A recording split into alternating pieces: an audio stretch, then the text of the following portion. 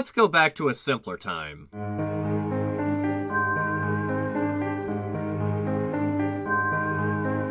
Back in the day, and I'm talking like late 2000s, early 2010s back in the day, most kids really didn't have that many options when it came to playing video games. If you were a kid without a phone or any money who lived in a home that only had one TV with a console attached to it, then you were pretty shit out of luck if someone was hogging the television. So naturally, during a boring weekend where there's nothing to do, the only logical source of entertainment would be the computer, eventually leading me down the wide rabbit hole of Flash games. And given that back then, one couldn't really buy a new game every week or get the most enjoyment out of playing Kirby's Squeak Squad for the 8th time through, I found myself spending a lot of time playing these Flash games, replaying them, checking out different game sites, playing new games. The world of Flash really was my oyster. It's such a unique brand of nostalgia since a lot of the games I'm going to be talking about you may have never heard of.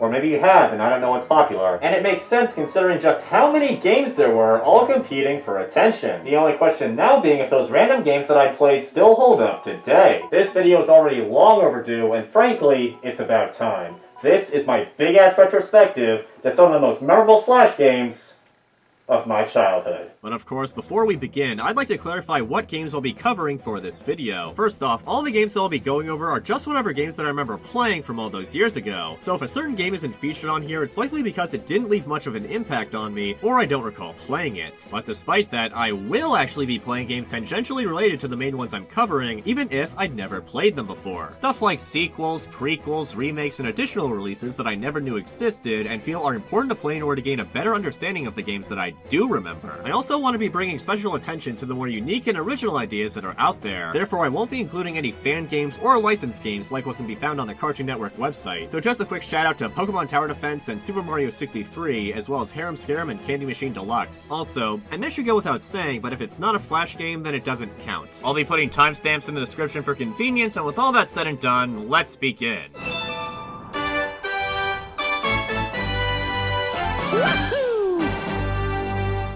For our first game, let's start with a classic, Line Rider by Bostian Cherej. Quite possibly one of the most iconic Flash games of all time. Released in September of 2006, it was one of those games where you were encouraged to flex your creativity as part of the appeal. Not unlike Minecraft and especially Super Mario Maker, the game doesn't even have any music and you're semi-encouraged to add your own, as is common in Line Rider videos. As you could probably guess, the entire point of the game is to draw slopes and stuff for the rider to go down, and then when you're done, you hit play and let your creation do the rest, kinda like a roller coaster. To draw the slope, you can pick between 3 different line variations and an eraser tool, which is self-explanatory. The blue line is just an ordinary line, the rider will collide with it and nothing more. The red line, however, propels the rider forward, and is really useful for making machines of infinite torment. Ooh. Oh yeah, did I mention that the rider can fall off his sled? Jeez, that's brutal. Imagine getting tossed around by the very slope you had set to conquer. And finally, the green line is solely for the purpose of decoration, and the rider will not interact with it at all, making it useful for sprucing up the look of your slope without messing up the route. And just to keep things succinct, the lines are color-coded during creation, but all turn black during a test run. You can enable a straight line version of the normal pen tool, which is convenient. There's a checkpoint system that marks the rider's current location when pressed, which is helpful for course planning and such. And you can even save courses and record routes as well. Although, as neat as a lot of this stuff is, the game can feel pretty broken if you don't know what you're doing. You see, a big part of the game's physics is that the direction that lines are drawn in affects how they are interacted with. Now you'd think that only the red lines would change depending on how they're drawn, but no, the blue lines change too, despite not having any kind of direction-based mechanics. Which leads to a rather puzzling glitch where the rider will phase right through solid lines just because they were drawn in the wrong direction. And this really messed up any kind of track that I tried to make before I figured out what was going on. Pro tip, if you draw a blue line that the rider ends up passing right through during a test, just erase it and then redraw it in the opposite direction. Keep this in mind during the whole creative process, and then eventually you too will be able to create your masterpiece.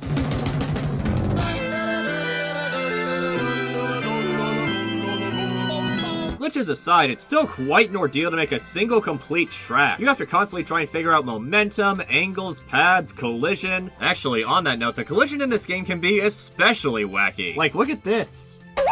What the hell happened? It's like the track is just too powerful for the rider's miserable little mind to handle, and so when he tries to comprehend this slope, he just loses his shit. And his sled. At first I thought the red lines would be pretty much essential for any course I tried to make, but after witnessing firsthand just how insane the momentum can get using the simple blue lines, I quickly realized how little I truly needed them, as the real challenge was actually getting the rider to slow down without crashing. It really is like a roller coaster. Boosters at the start to get you going, then the rest of the experience is dictated by the track design and gravity, with a forced stop at the end. And so with all that in mind, plus an hour and a half of work later, this is what I came up with.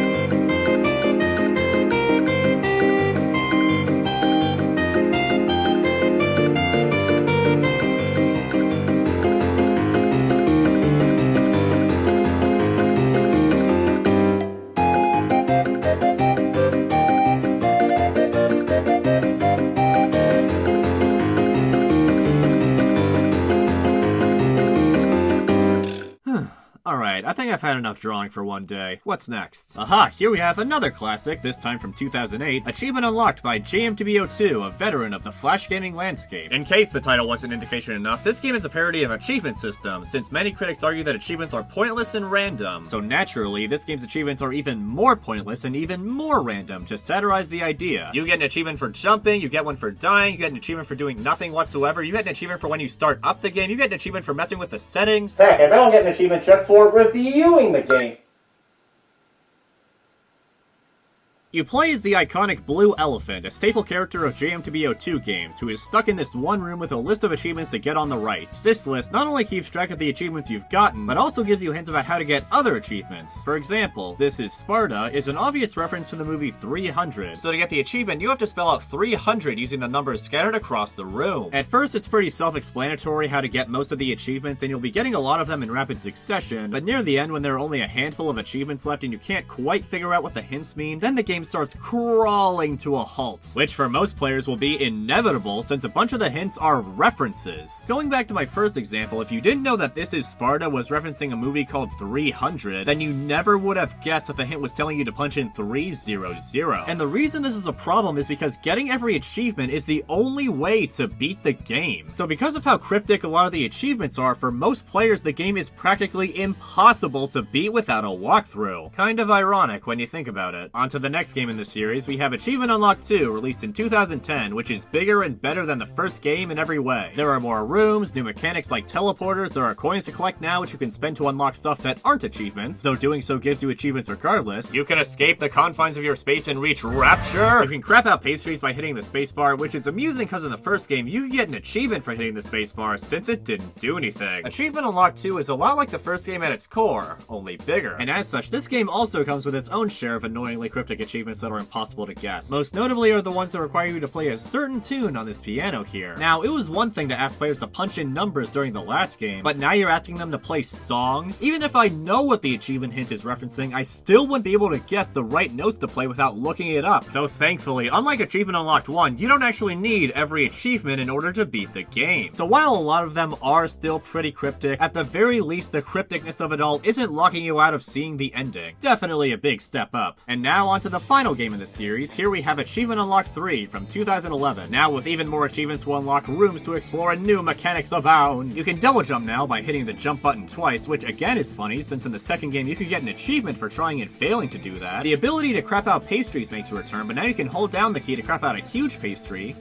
Ouch. Or let it build up all the way, which causes you to freaking explode from all the pressure and launch many tiny pastries all over the room. Also ouch. And similarly, after getting the hamster launcher power up, you can dispense hamsters as well, allowing you to hit spike tiles without having to die on every single one. As cruel as that might seem. But let's be real, is that any more disturbing than the pastry thing? What is so wrong with this poor elephant's digestive tract that he literally cannot digest any of the food he consumes and often becomes so constipated that he just combusts from the blockage. Oh, it must be horrible. He must have to go through so much therapy and attend so many support groups in order to cope with, and get to the bottom of, no pun intended, this truly life-shattering ailment. Oh hey, a hat! Looking good, mate! Speaking of looking good, the visuals this time around are a huge step up from the last two games. They're not only more colorful, but more detailed too. You can really tell how far this series has come from the first game. There's just a lot more going on. It can actually become a bit of a problem. At one point, I was just messing around in the hamster room until the game started to slow down extremely hard, and I eventually had to reload the page. Don't play with hamsters, kids, it'll ignite your frame rate. And speaking of hamsters, there's actually a story this time around. When you start the game, there's a tube with the words free candy pointing to it, which isn't suspicious at all, so we jump right down the thing and find ourselves in the presence of King Hamster, a giant guinea pig stuck in a tube. Maybe the name is supposed to imply that he rules over all the hamsters and isn't a hamster himself, but then if that's the case, wouldn't his name be Hamster King?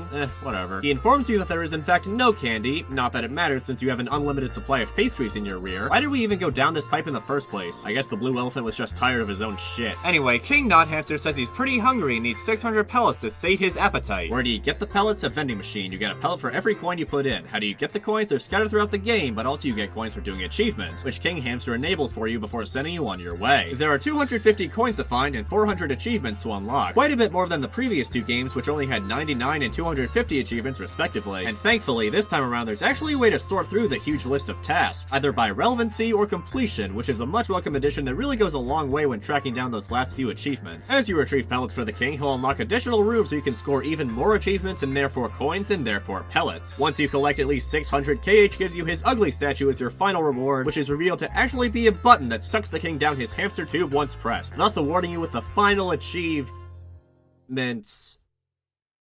What the hell? 399 out of 400? That shouldn't even be possible. The last achievement is awarded to you for getting 99% completion, and well, I got all the other achievements, so what happened? Anyway, you flip this lever and get sucked back out the way you came. The credits roll and the creator, JMTBO2, is revealed to have been the overweight guinea pig the entire time. Sorry? And then you're given the stats of your run and, oh god, does that leave a bitter taste in my mouth. Also on the left, they tease Achievement Unlocked 4, soon to be their best work yet, which is a delightful send-off to this series considering that Achievement Unlocked 4 was never made. Well, that's a better way to end things. Anyway, that's the last of Achievement Unlocked, but of course, as we should all know, that's nowhere near the most well-known series that JMTBO2 has worked on. You know it, I know it. This is the only level from 2009. Released after Achievement Unlocked 1, this is the only level quickly became one of JMTBO2's most iconic games. You play as the blue elephant again, and the core idea is that it's a platformer where you have to reach the exit to beat the level. However, once you do, instead of going to level 2, you just go back to level 1, but with a twist. Like perhaps you can only jump once, or maybe you can't jump at all, or maybe the room goes dark and you can't see. Plus every variation of the level comes with a hint at the bottom of the screen cluing you in on what to do. For example, the hint on stage 15 says time to refresh, so to open the gate, you have to refresh the page. Very clever. This goes on about 30 times or so, and then the game ends, proclaiming that you have succeeded in beating the only level in the game. There's really not much else to say, other than that the game is really tongue-in-cheek, and its main goal is to make you laugh more than anything. Like in the stage where the gate is already down, and hitting the button actually brings it up. Huh. I love it. But wait, there's more. Here we have the sequel. This is the only level as well, from 2010. Again made by JMTBO2, but now with additional help from Castlefoot. This game is just like the first one, except with a new layout, another 30 stages, and even some bonus content such as unlockable characters and additional modes. To unlock the extra characters, you have to beat the game within certain amounts of time, which can range from 10 minutes to 5 minutes to 3.5 minutes. Gee, you think that might be a little tight? You'd have to be a This Is the Only Level wizard to go that fast in the face of mazes, touching 50 different tiles in the level, and typing out the entire alphabet, all in 3.5 minutes or less. Yeah, no thanks. If I attempted that, I'd probably be playing this game till the grave. But luckily for me, I don't play by the rules.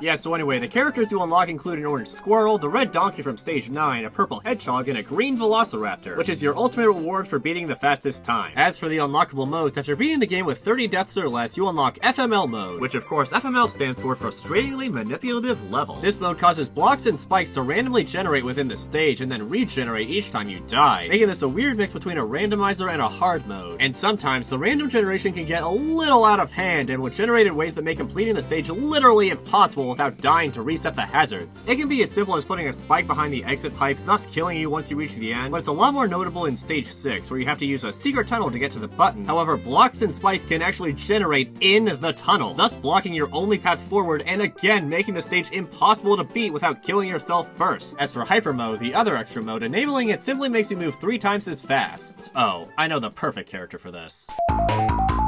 It's a pretty standard mode, though there's an odd quirk to it that appears in Stage 3. Usually how this stage works is that to get through the gate, you have to turn away from it, then run through while it's still open. But with Hyper Mode on, your window of opportunity to pass through the gate becomes ridiculously small, so the only feasible way to get through is to fidget around a bunch. And other times, it is just complete chaos. Once again, the creative ways the level is bent around are the highlight here. My absolute favorite one is Stage 11, where you have to break the blocks at the top of the screen to find a secret warp zone. And of course, all the pipes just lead back to level 2, which you're already in. And as an added bonus, the stage is also one big reference to the famous secret from level 2 of Super Mario Bros. It's the little things that make these games great. Next up is This Is the Only Level 3, released in 2011, also by GMTBO2, Tasselfoot, and with new art by Jim, who also did the artwork for Achievement Unlocked 3. This time around, the button is replaced by a lever, and there are now doors all over the place, which can be used to quickly get from one end of the level to the other. Plus, this game also adds in the ability to crap out pastries using the spacebar a la Achievement Unlocked 2. Because, as we all know, this is one of the Blue Elephant's most important abilities, and it needs to be in every game. Jokes aside, the game is about what you would expect. More puzzles, more gags, etc. Although, I'm a little perplexed by Stage 13, Slingshot, where you have to launch the elephant using the mouse. However, getting the trajectory just right is a hassle since you have little to no indication on where you're gonna land. Also, why does the blue elephant fly in the direction that you pull him and not the opposite way? Come on, this is supposed to be a slingshot, not a gun. The extra content is where this iteration differs the most. 3 times speed mode is back and it's not any different from before. Plus, there's a brand new invisible mode for typing in melon during Stage 6, which makes the entire level invisible. Yeah, invisible, all except for the spikes, the doors, the pipes, the lever, and any blocks that are near you, so nearsighted mode would probably be a better name. But the biggest change in the extra content comes with the return of FML mode, which again generates spikes all over the place, but not blocks like it did in level 2, making it feel kind of watered down. I also can't help but notice just how chaotically these generate. Inside blocks, on top of other spikes? Yeah, that really makes a difference. But more prevalent than the spikes in this mode is that the Ikaruga thing from Stage 15 is always on. And so in addition to the stuff you have to do to beat each stage and the random spike layout, you also have to dodge projectiles. It really lives up to the name of friendly, memorable love mode. There are no additional characters this time around, unless you count the Velociraptor in Stage 26, which I don't. And speaking of which, the Velociraptor there looks really out of place in this game since all the art has been updated to be more detailed, while the Velociraptor is obviously just a reused asset from level 2. And while I am happy that there's no impossible time trial stuff this time, it also feels like a bit of a step back to remove such an innovative feature. Which leads us to our final game of the series. This is the only level 4, released in 2013, and unlike the other games, JMTBO2 was not involved this time around. Tasselfoot came back to work on it, but the rest of the development was handled by Irisoft. And likewise, this is the only game in the series where you don't play as the blue elephant. Instead, you play as this green walrus. I guess because both animals have tusks? This game almost feels like a bootleg, but that's the title we all know, this is the formula we all know, and it was published by Armor Games, just like the others, so I guess I'll have to check it out. Once again, it's the same formula as all the other games. Doors make a return from the previous game, and the lever has been replaced with 3 switches, which you can probably guess what those are for. On the surface, it seems like it's going to be the normal fare again, but oh no! While some of the stages in the previous games were somewhat difficult to figure out, this game takes it to the next level and has several stages that are just complete asinine. Like in one stage where, to open the gate, you have to have all the switches flipped at once. However, flipping one affects the others. And the kicker is that you can't actually get the right combination just from flipping the switches. So you go all around the level trying every combination, what do I freaking do, until you realize that going through doors affects the switches as well. So if you've been ignoring the doors throughout your run like I was, then you never could have found that out by accident. And if you're familiar with this type of puzzle, then how the hell are you supposed to guess that going through the doors affects the switches? And then in this stage, the gate only opens if you jump in this very specific spot. Why is everything so cryptic? And the action-based levels aren't much better. This snake level is choppy and annoying to control. There's this Indiana Jones level where you have to swing from your whip instead of jumping, but your whip breaks breaks if it hits a block, so you have to fidget around with it a lot. If there's ice or snow in a level, you're subjected to ice physics even if you move while airborne. And what the heck is up with this Batman level? You're given these really slippery flying controls that force you to tap the keys relentlessly to halt your momentum, and then every time you touch the ceiling or floor, you die. What kind of wimpy Batman is this? Has he been taking lessons from Silver Surfer? Once you beat the final stage, there's a Matrix reference where you can either pick the blue cupcake and play the same stage forever, or the red cupcake to escape your Matrix pod and get revenge on King Hamster from Achievement Unlocked 3, who was apparently behind the whole thing. And by the way, given the fact that King Hamster is somewhat of a self-insert character of JMTBO2, it's very odd that he appears in this game, which he was not involved with. Onto the bonus content, FML mode makes a return, but again, it's been nerfed, as Spice will no longer spawn over other entities or in mid-air, which I guess makes sense, but is a pretty big far cry from the simple chaos that was the mode in level 2. Now it really is friendly, memorable love mode. The 3x speed option returns as well, which is self-explanatory, and invisible mode is also back, but this time you have to jump through some serious hoops to unlock it. The game tells you that in order to enable it, you need to find the secret Easter egg in Stage 6. And Stage 6 has a slot machine, so the Easter egg must be there, right? No, it's just a red herring. And like the rest of the game, the path to getting the real Easter egg is convoluted and cryptic. What you're supposed to do is die on the Spice to the left of the starting pipe repeatedly. Then, once your corpses have stacked up high enough, you can jump on them and reach the starting pipe. Upon doing so, you'll enter some kind of tower defense game. Oh, and be careful, because if you enter this while FML mode is enabled, then it will bug the hell out. And trust me, do not press the panic button. Anyway, after making it here, you steal this crystal, and once that's taken care of, you officially unlock the invisible mode, but... what is this?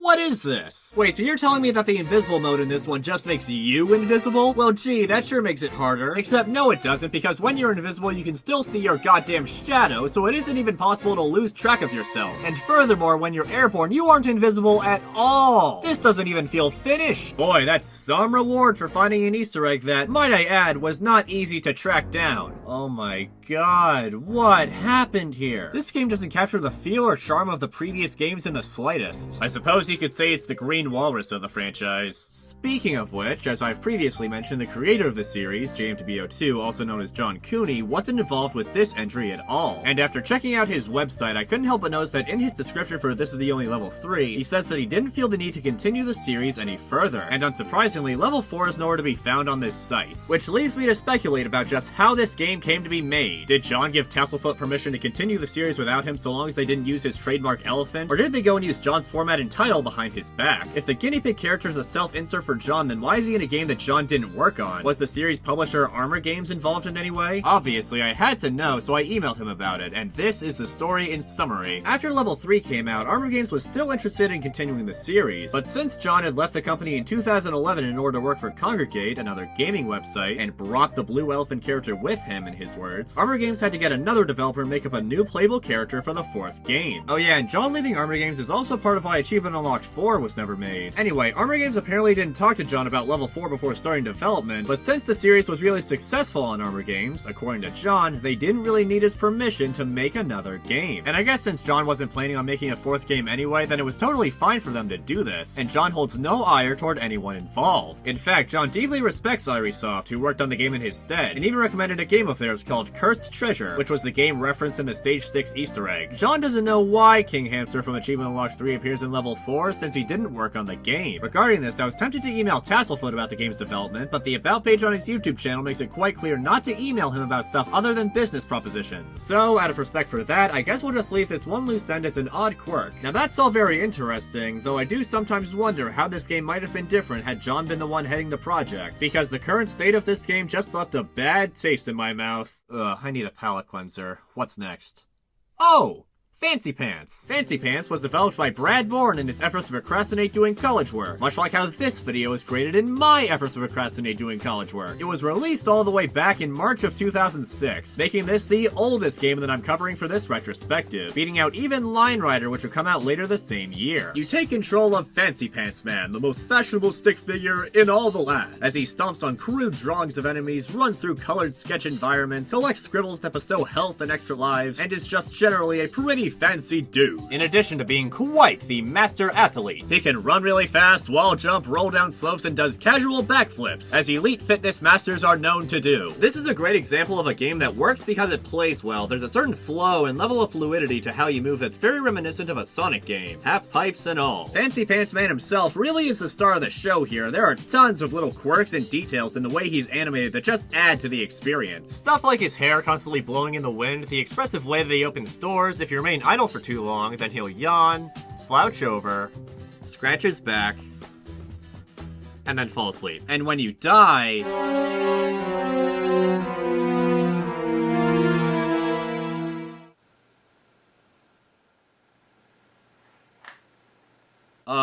yeah, you die. That's about as disturbing as watching Mario suffocate to death. In terms of plot, there's no particular reason that you're wandering these hills, collecting trophies and getting shot by armed mice. But at the end of the game, Fancy Pants Man jumps in a hole and really interrupts this nice penguin fellow whilst he is sleeping, which results in a boss fight. Who the hell does Fancy Pants think he is? You can't just literally drop in on someone unannounced. Uh-oh, I think we killed him. Quick! Flee the scene! So after that display of violent home invasion, Fancy Pants absconds from the premises and the game... ends. Yeah, you fight one boss and the game is over. And when I first played this game all those years ago, I remember this moment really sticking out to me. Because at that point, I was already quite accustomed to games like New Super Mario Bros., which not only could be played for several hours, but also had tons of different levels and boss fights. So when I got to the Penguin, I was surprised to find out that the game was already over after being the first, and apparently only, boss. But of course, that was part of the charm of these types of games. You never really knew what to expect. Even today, I'm still discovering strange secrets. Like, for example, the footage I've been showing you thus far isn't even the original look of the game. There actually exists an even older version which has managed to survive on other sites. This is the original version of Fancy Pants that was posted all those years ago in 2006. Immediately you'll notice the cruder animation, which looks more pencil-y than the current style. And if you want to go even further back, supposedly Fancy Pants Man himself is based on a stick figure character the creator Brad Bourne would find himself drawing on multiple occasions. So perhaps that's far enough into the past. If we continue at this rate, then we'd probably keep going until 30,000 years ago, when the first stick figure was ever drawn. So instead, let's go not as far into the past, only 2008, when Fancy Pants Adventures World 2 hit the scene. And this time around, there's actually a proper story. You play as Fancy Pants again, who's just enjoying a casual bout of fancy snail golf. And upon scoring the shell into the hole, the mayor shows up and awards FP's mad skills with some delicious ice cream. But just then, a giant purple rabbit shows up and steals the ice cream before bouncing off. I hate it when that happens. And so, not willing to let his efforts and his fancy frosty treat go to waste, Fancy Pants Man jumps in after the thief and the game begins. And while one might think it a bit excessive to obsessively hunt down the cretin just for the sake of some ice cream,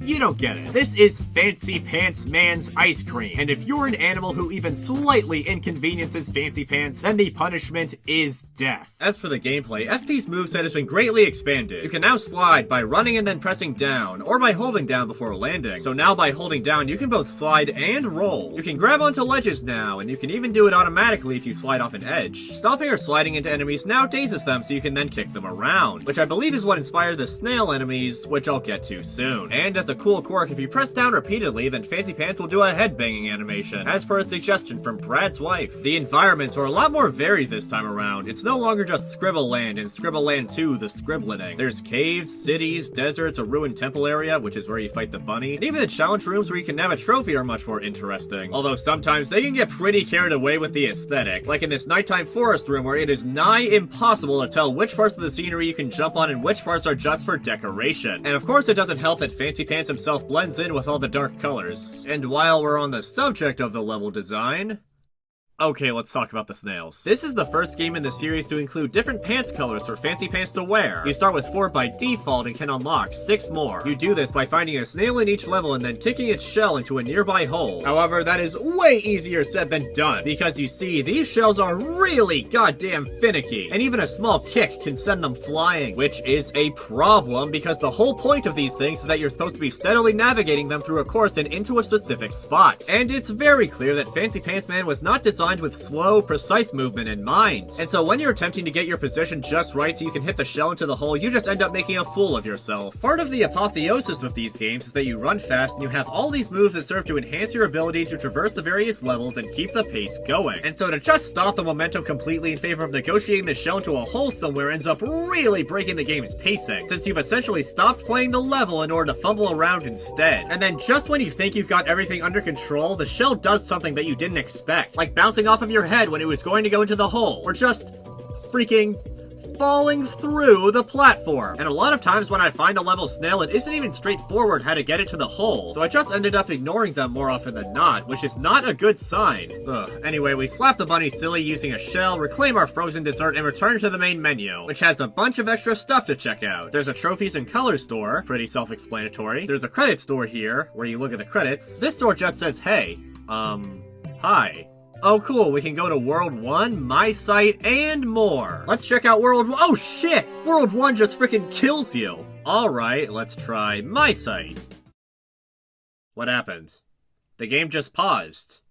Oh, I get it. It's 'cause we're already on the site. Haha, very funny. Well, I guess while we're here, on the site, then we might as well check out the next Fancy Pants game. Fancy Pants Adventures World 3, released in 2012. Let's start with the story, which is just as ridiculous and hilarious as it was before. It all begins with the king, yeah, the king, who was just attending to his royal duties in his building-sized bathtub when all of a sudden pirates took over the dang thing. So the king sends the mayor to send Fancy Pants to deal with it, because I guess the king doesn't have any guards or military. Also, what's he the king of anyway? Squiggleville? Why does Squiggleville need both a mayor and a king? Regardless, Fancy Pants is sent on his way and quickly flushes the scurvy scoundrels down the drain. But they aren't animals, so we have reason to believe they are still alive. Fancy Pants is about to confront the rainbow-bearded pirate captain, but before he can, the guy bounces and pets a cat that isn't his, thus prompting the cat's owner to show up and crush the guy in one kick. And since the pirate captain just got beat up by a little girl, the crew decides to mutiny and make her the new captain. So they take her away, and now it is up to you to rescue her since that girl was actually your little sister. And also, the pirates smell funny. That last part might be your fault. Now onto the gameplay, and oh my god, this is the best that the series has ever played. The sense of speed is incredible. The slide does wonders in propelling you forward. It's so satisfying to use. Your wall jump ability has been expanded so you can climb up a little after making contact with the wall and even jump off of it in multiple ways. You can swim now, and it's remarkably smooth even on a keyboard. You can even skid on the water. It's wild how fluid the gameplay can get as you run around, slide through enemies, and kick the shit out of them. Frickin' frogs, yeah! Launch them! You know, sometimes I worry about how much Fancy Pants Man enjoys beating up on all these poor animals. And to make things even more extreme, later on you get your hands on a pencil, which Fancy Pants will wield like a sword. You can poke enemies, slash them, you can do 2 versions of a flying spin attack, it's nuts. Traversing through these levels feels awesome. Sometimes in a level you'll just follow a short hint alluding to there being a secret somewhere, and it will take you to a whole nother part of the level that you wouldn't have seen otherwise. Each stage has tons to explore and discover. Trophies this time around have been removed completely. In their place are collectible stars that you can find throughout the game. The crappy golf minigames have also been scrapped in favor of more traditional side quests, once again rewarding you with a new pants color. Plus, there are also these micro trials where you have to run along a path and collect several scribbles in a row, kind of like the musical notes in Super Mario Galaxy. As you run through the game, you'll periodically encounter messages and bottles from your sister, who eventually confides in you that she doesn't want to return home and likes being the pirate captain. And when you finally confront her at the heart of the pirate ship, she is so content on staying that she drops you into a cave with the former captain, who's just been getting drunk on non-alcoholic apple juice and singing. He can't quite help you at the moment, but he does tell you that if you were to retrieve the long-lost brown beard die, which is sitting in the Golden Temple of Legend, then he could rekindle his manliness and take his place back as captain, thus allowing you and your sister to go home. So you go do that, which somehow infests the ship with ninjas. Yes, ninjas, which scares your sister into stepping down. But before you can leave, the old captain shows up and...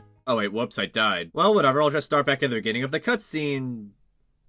What? Dying during this cutscene sends you all the way back to the previous cutscene! Well, that really sucks. Now I gotta do all that crap over again. And right before I was about to face the final boss, no less. Whatever, went through the temple, got the beard die again, and made it back in time to fight Captain Manlybeard so my sister and I can leave. This fight with the captain can get pretty annoying, since it's very hard to tell when you're actually doing damage to him because he just shrugs off most of your attacks. And there were a few instances when I thought I was doing damage, but in actuality, nothing was happening. It took me a while to figure out that you're just supposed to duck under his beard attack and then hit him with the pencil. Do that 3 times and you're home free. And honestly, considering the abundance of tricks you can pull off with the pencil, this fight is kind of a letdown. Anyway, after thwarting the pirate captain, you meet back up with your sister, and you both return home safe. All in all, World 3 feels very complete. The level design is complex and interesting, with very many spots where you can incidentally run into a star or even an NPC. Fancy Pants' basic moveset has evolved to a point where it feels like you can handle anything the game throws at you because it's just so well fleshed out. The visuals are astounding. There were many times when I was just flabbergasted at how fluidly some of the characters were animated. And my god, the music! This goes for the other games as well, but Fancy Pants has an amazing soundtrack. It's all really upbeat and perfectly encapsulates that you're embarking on a fun, lighthearted adventure with many good times to be had.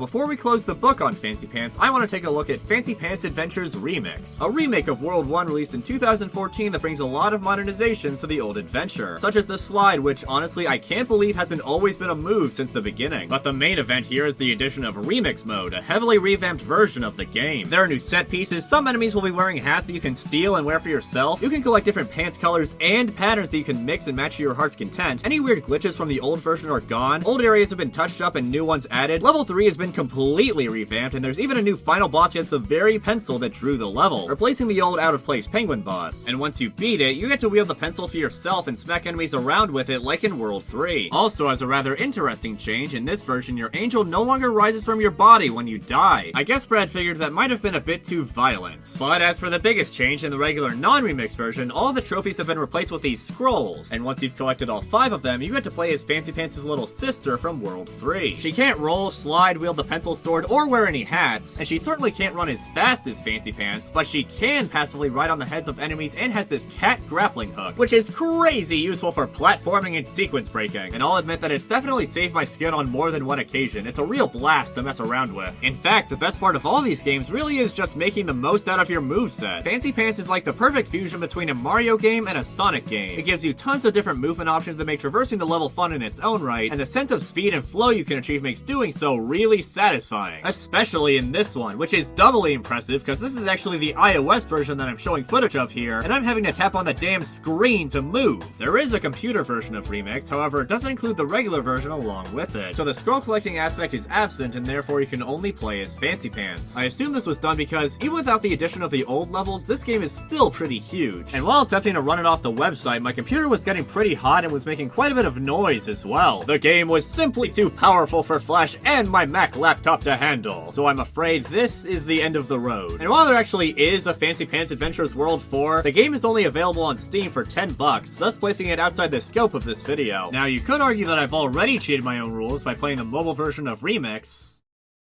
but shut up. Actually, on that note, World 4 is technically available as a Flash game, but only barely. As because the game is so huge, the entire thing had to be separated into parts before being posted. So you could feasibly play it for free, but it would hardly be the full experience. Especially since the Flash version only got as far as level 3. But regardless, this series has always been impressive for the some 15 years that it's been around, and I can confidently say that we won't be forgetting about it anytime soon.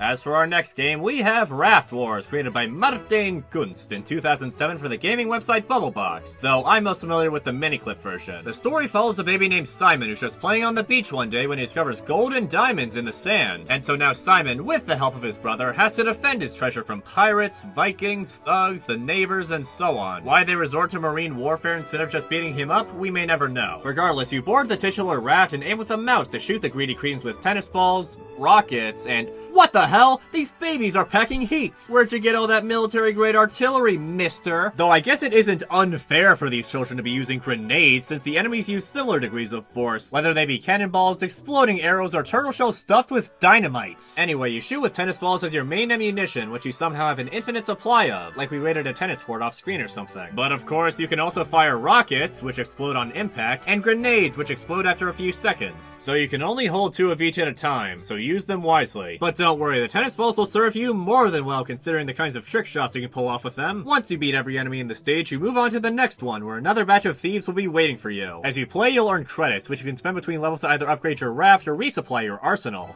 Who is selling this to us. And what are credits anyway? Aren't we already rich? We gotta get that epic credit score, Simon. We gotta sign up with Credit Karma so we can have good credit, Simon. If we don't have good credit, we'll never be able to afford property, Simon. It's like, oh, geez, Superman. Okay, well, we gotta get good credit. It's more important than credit, Simon. This is our future, Simon. Anyway, the first upgrade will extend your raft a little and add a dog to your party, which does nothing other than break some of the knockback you take. The second upgrade will turn your raft into something a bit more professional, in addition to adding your friend to the fray. And finally, the third upgrade will increase your raft's respectability even further and make it much harder to get knocked off. If anyone on your raft is sent overboard, the control will shift to the frontmost remaining party member. So these three aren't exactly working as a team, it's more like a frontman with backup kind of deal. Anyway, you keep going through enemies until eventually you're up against your own parents, who apparently love money more than they love you. And they've kidnapped your friend, causing you to lose all of your upgrades? What, did little Timmy own the raft or something? Oh yeah, and fun fact, if you didn't upgrade your raft more than once, then your friend will be absent from the tree. But if kidnapping your friend wasn't psycho enough, then throwing Simon into the ocean definitely is. Christ, he's only like 3 years old, are you trying to get him to drown? Whatever, when this is all over, they can just buy new parents. Now this is usually the part where I move on to the next game in the series, but there was actually a remake for this game released on Bubblebox's website that I thought I'd cover first. This version features a more detailed, though somewhat unappealing new art style, new music that doesn't quite fit as well, a couple new levels, and also the enemies may swear from time to time, because that's what this game needed apparently. But most notably are the changes to the gameplay. Instead of aiming your shot by moving the mouse and then clicking to shoot, now you have to hold the mouse button down, reel it back to determine direction and strength, and then release the button to shoot, which feels incredibly backwards. Come on, this is supposed to be a gun, not a slingshot. And annoyingly, if the mouse rolls outside of the game window while you're moving the cursor back, then it cancels your shots. I assume this was done so that the game could be played on mobile, but on PC it just feels jarring. Not to mention that both you and the enemies take way less damage and knockback when hit now, which makes a lot of these levels drag on a lot longer, especially since some of them have actually been edited so that it's not as easy to knock enemies into the water, which was like one of the most fun things to do in the original. The new levels seem to exist just so that every enemy team is fought twice, since the brutes and the warriors were each only fought once in the original game. And for some reason, the second level for the thugs was actually overhauled completely so that it takes place on this oil rig. But don't worry, the presence of flammable liquid doesn't seem to deter them from throwing dynamite around. Honestly, it'd be quite a shame if something were to ignite all that oil while they were still on top of it.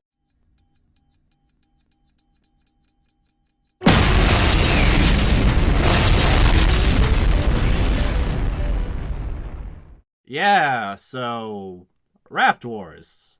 Pretty fun. So fun, in fact, that a sequel was practically inevitable. Here we have Raft Wars 2, released in 2013. The story this time around is that after Simon and his bro thwarted their greedy parents, they decided to take a 6-month vacation away from home. But while they were away, somebody built a water park over the beach where they buried their treasure, which they did for tax purposes. No joke. So naturally, Simon and Co. decide that the best course of action is to run the park out of business by knocking paint into the water, shooting at guests, staff, and security, and even blowing up a beached whale with a freaking missile. But don't worry, I'm sure that their treasure will be more than enough to cover the numerous assault and property damage charges. Onto the gameplay is just the same as it was in the last game, with some additions. For one, in addition to the grenades and rockets, you can now purchase a spread shot, which shoots 3 projectiles at a time. You can upgrade your party with inaccurate Viking helmets and then shields to lessen the amount of damage you take when hit, and you can still upgrade your raft, though now your friend won't join you until the 3rd upgrade. Until then, all you have are this teddy bear and then your grandpa, who both don't do anything. Why is he here? I don't think this is exactly the safest place for— You psychopath! You killed him! He can't walk! What makes you think he can swim? You know what? I take it back. Screw these guys. Watch out for this!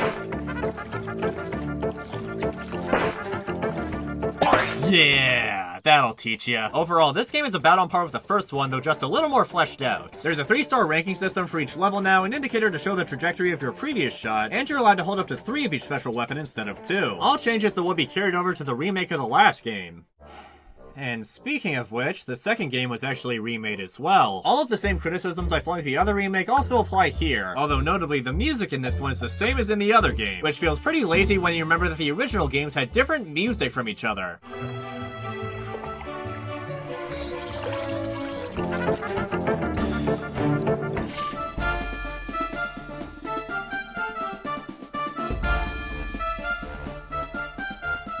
But much more egregiously, beating levels now gives you way fewer credits than the original did. Look, see, in the remake, the shrimp level gave me 650, while the original gave me 1250. And no, I did not just do better while playing the original. I beat the level in the same number of shots by sinking the same number of enemies. The amount of gold you get is legitimately just calculated differently, and as a result, you don't get to use a lot of the upgrades for most of the game. And you're also greatly discouraged from buying special weapons because money is so dang stingy. Like, what the hell? Having plenty of money didn't exactly make the original game too easy. Reducing your spending power just forces you to exclusively use the tennis ball gun, which in some cases is nowhere near enough to get the job done. Oh, and don't worry, there are no new levels this time around, so you wouldn't actually miss anything by playing the original instead. And like I said, a lot of the innovations in the remake were added in the original, which means that there is practically no reason to play this version. And for as much as it sucks too, that isn't something I can say about the other remake, which at least had things that the original game did not. I would say just forget about these games and play the originals, but we kinda can't because there was actually a third game made in this style,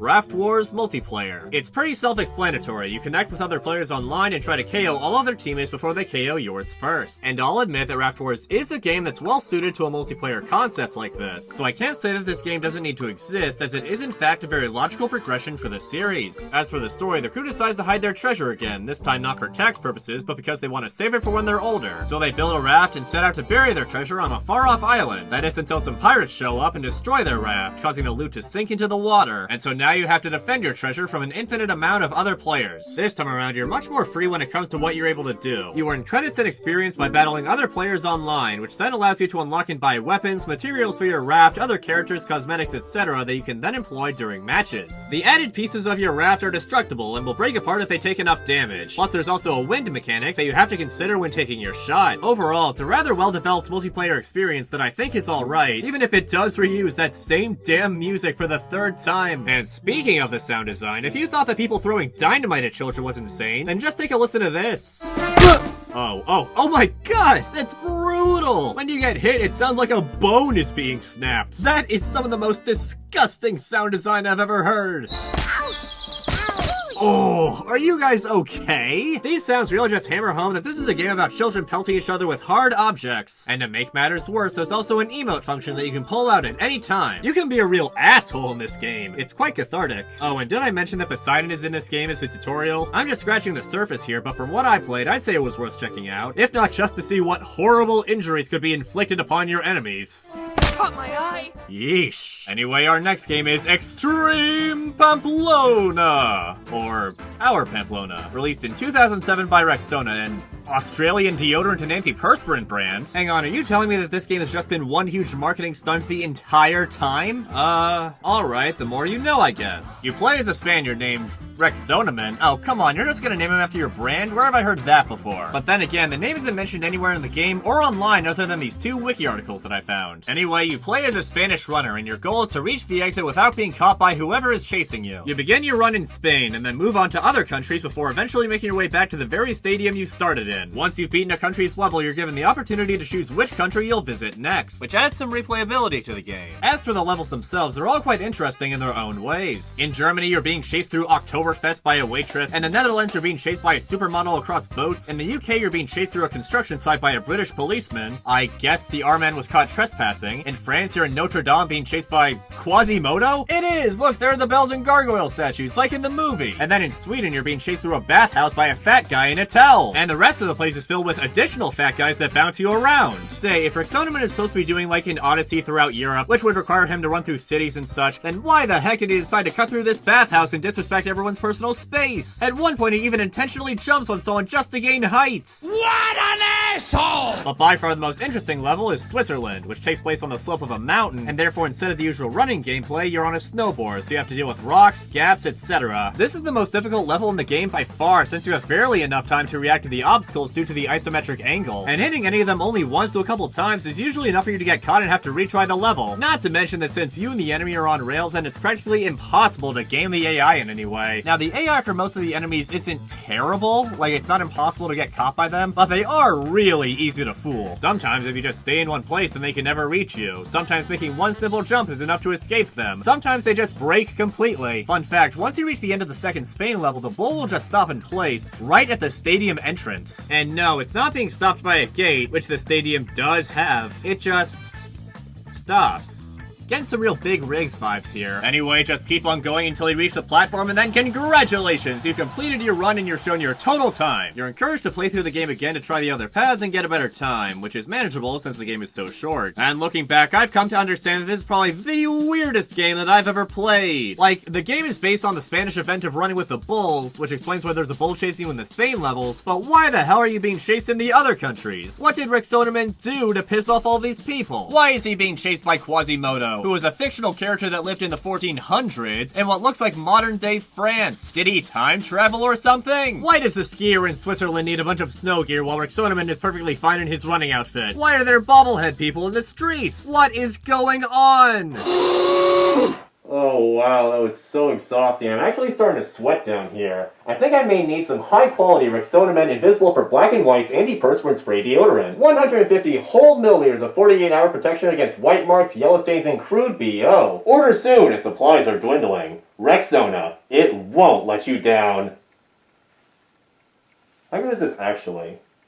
Alright, next up we have Canyon Defense, made in 2008 by Irisoft. Yes, the developers who would later go on to make this the only level 4. Canyon Defense was one of my first tastes of the tower defense style of games, which was one of my favorite genres at the time. The basic structure of these types of games is that they're enemy units traveling along a path, and if they make it to the end, then people will literally freaking die. So to prevent that from happening, you deploy towers around the path to attack the invading troops as they go along. The enemies come in waves, which become more and more complex as the game progresses, and so to keep up, you have to continue to build up your arms as well. It starts off simple enough with your basic enemies and your basic towers, but then they throw flying enemies into the mix, which ground towers cannot hit, so you need to employ anti-air towers. Some enemies will move really fast, and so it might be advantageous to use a tower that slows enemies down. And some enemies will be really big with a lot of health, so you're gonna need quite a bit of firepower in order to even stand a chance. That's tower defense games in a nutshell, adapting to your enemies as they evolve. But there are actually a few things that this game does differently. For one, not all of the towers are unlocked at the start of each run. You have to unlock them as you play by filling in certain requirements. Like for example, to build the Tesla tower, you first have to build 5 goo cannons. But before you get the goo cannons, you have to kill 5 flying enemies. A stark contrast to other tower defense games where what towers you could and could not deploy merely depended on how much in-game money you had. I think the intention was to encourage using all of the towers, though it just ends up feeling restrictive since you'll often find yourself deploying the same towers in the same order during every run because there's only one way to unlock each of them. It does lead to runs feeling pretty samey, but I guess it's not too unorthodox since in, say, Plants vs. Zombies, you always have to plant sunflowers first and then work your way from there. You also have quite a few rechargeable abilities that you can unlock and activate time to time. These include a missile, which does damage in the selected area, a clock that freezes enemies in place, and walls that you can deploy on the path, which enemies are forced to move around, and you can even place towers on them. Though for some reason, you're not allowed to block the path off completely. Like, you think that would have been a no-brainer to just block the path off? The game has 3 difficulty settings and 3 different maps to choose from. The easy, medium, and hard modes each go up to 30, 40, and 50 waves respectively. And honestly, I was kind of starving for an endless mode, which for me is the highlight of any round of Bloons Tower Defense. If you know what you're doing, then these really won't give you that much trouble. Though on the other hand, the additional maps increase the difficulty substantially, as they both reduce the amount of space you have to place towers and shorten the path that the enemies need to take to get to the end. This is where the wall ability really comes in handy, anything to deter the enemies as much as possible. The game only has one song, which granted is typical of tower defense games. However, here it becomes really annoying once you realize that the song is just the same 14-second loop repeating over and over.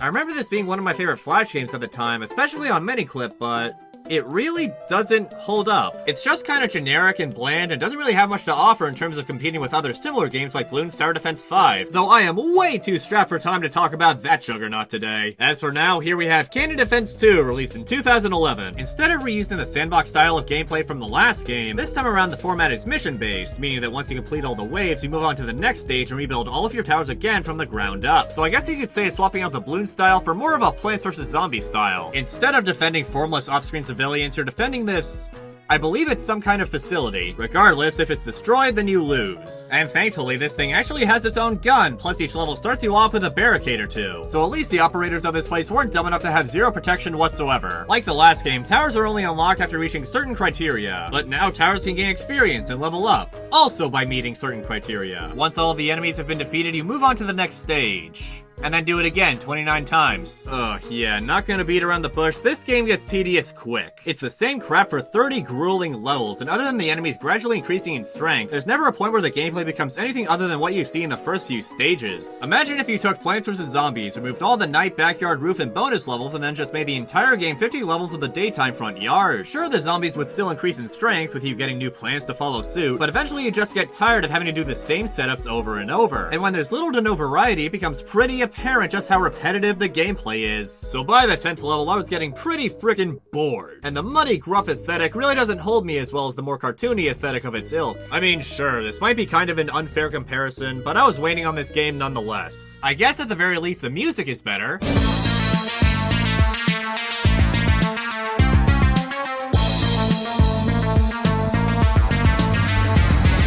But other than that, yeah, not much else to say. Up next, we have Dune Buggy, released in 2007 by Irisoft. Yes, again, Irisoft. We're running into them quite a lot. Though I guess I shouldn't be too surprised, since Dune Buggy has sort of a similar aesthetic to Canon Defense. Everything's all gruff and muddy and trying to look badass as you drive around the game in this all-terrain vehicle. Sponsored by Miniclip. As the name entails, you play as an all-terrain Dune Buggy as you go through levels featuring all sorts of varied terrains such as grass, snow, rock, and... yeah, that's it. I guess there's a limit to what you can do with photoshopped assets. Your goal is simple. Reach the end by mastering the tricky terrain and passing checkpoints along the way. There are no enemies to impede your progress, it's just you and the land. Even though there aren't any enemies, you do have a health bar, which goes down should you land on your back. Or by clipping into the terrain, that works too. Actually, part of me wonders why you even have a health bar, because if you fall on your back, you pretty much just die instantly anyway. Either way, it's a pretty violent, fiery death. So be careful to avoid that, since you have a limited amount of lives at your disposal. And losing them all will send you back to level 1. You start with 10 lives by default, and you get 1 extra after beating each level, but other than that, there's no way to gain any more extra lives. Or at least, there isn't supposed to be. You see, my brother actually discovered a really broken exploit in this game that can nab you infinite lives. Here's what you do. First, beat any level. This brings you to the completion screen where you're awarded your extra life. During gameplay, there are icons for muting and pausing the game in the top left corner, which are absent in the completion screen. However, you can actually still interact with them. So if you click on where the pause icon would usually be, then you'll be brought to the pause screen. Then just exit out of it, click it again, exit out, click again, exit out, keep doing this for as many times as you want, and then go to the next stage, where you'll find yourself with tons of extra lives. I think the reason this works is that the extra life is awarded upon loading the completion screen, and normally you're only able to load this screen once after every level, so it works just fine. But by going back and forth between this and the pause screen, which you should not have access to, it gets loaded multiple times, therefore causing the extra life to be awarded more often than it's supposed to, and thus infinite lives. Boy, is this game riddled with glitches. Dune Buggy, more like buggy.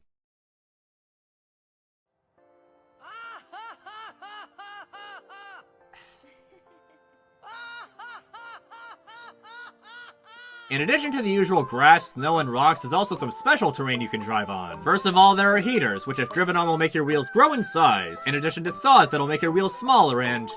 honestly, both look kinda goofy. There are speed boosters that propel you forward, backward, springs that launch you up, and even glass platforms that break if you land on them too hard. Throughout the levels, you can also collect power-ups, like tools that restore your health, stars and crossbones which affect your score, clocks that slow down time, as well as transformations that either make your buggy really large or really small. But my favorite is the wheel power-up, which turns your entire buggy into a single wheel, thus eliminating the risk of falling on your back and getting banned from the universe. They all do well, making the various levels more complex and interesting, which really shows considering just how many comical ways you can wipe out in this game. And speaking of which, this game does also have a few obnoxious difficulty spikes. The worst of which being the first half of level 8, where it's just really easy to get yourself killed. This part with the ramps is just awful. The second ramp doesn't give you nearly enough height to get to the next one, and so the only way to do it is to creep back all the way to the very edge, and then you can just barely make it. And then you enter the second half, which is a complete cakewalk. It's so weirdly unbalanced. But even more crazy is level 9, which is a wheel level. And since the wheel is much bouncier than the buggy, it's not hard to find yourself fighting against the physics. You can jump in this game, however in the version I was playing the jump button didn't work, so I beat the entire game without using it. Might have made things a little harder, who knows. And while we're still on the subject of extreme sports games, we have Mountain Bike. You're on a mountain, you're on a bike. The name is even more uncreative than Dune Buggy. Speaking of which, take a wild guess who developed this game. That's right, it's Irisoft again, who released this game the same year as Dune Buggy, 2007. And just like Dune Buggy, the gameplay once again revolves around traversing through tough terrain, but this time around there are no power power-ups or special ground to make the gameplay more interesting, other than I guess these girders which you can grind on. Instead of having a health bar, falling on your back makes you wipe out instantly. There are no lives in this game, instead every time you wipe out, 10 seconds are deducted from this timer. If the time hits 0, then it's game over and you have to restart from the first level. So it's kinda like Dune Buggy, but with less variables. The gritty Photoshop art style makes its appearance again, but here the assets are actually unique to each level, with no redundancy whatsoever. And they're utilized rather effectively too. At times this game can actually look pretty great. As for the levels, they're kind of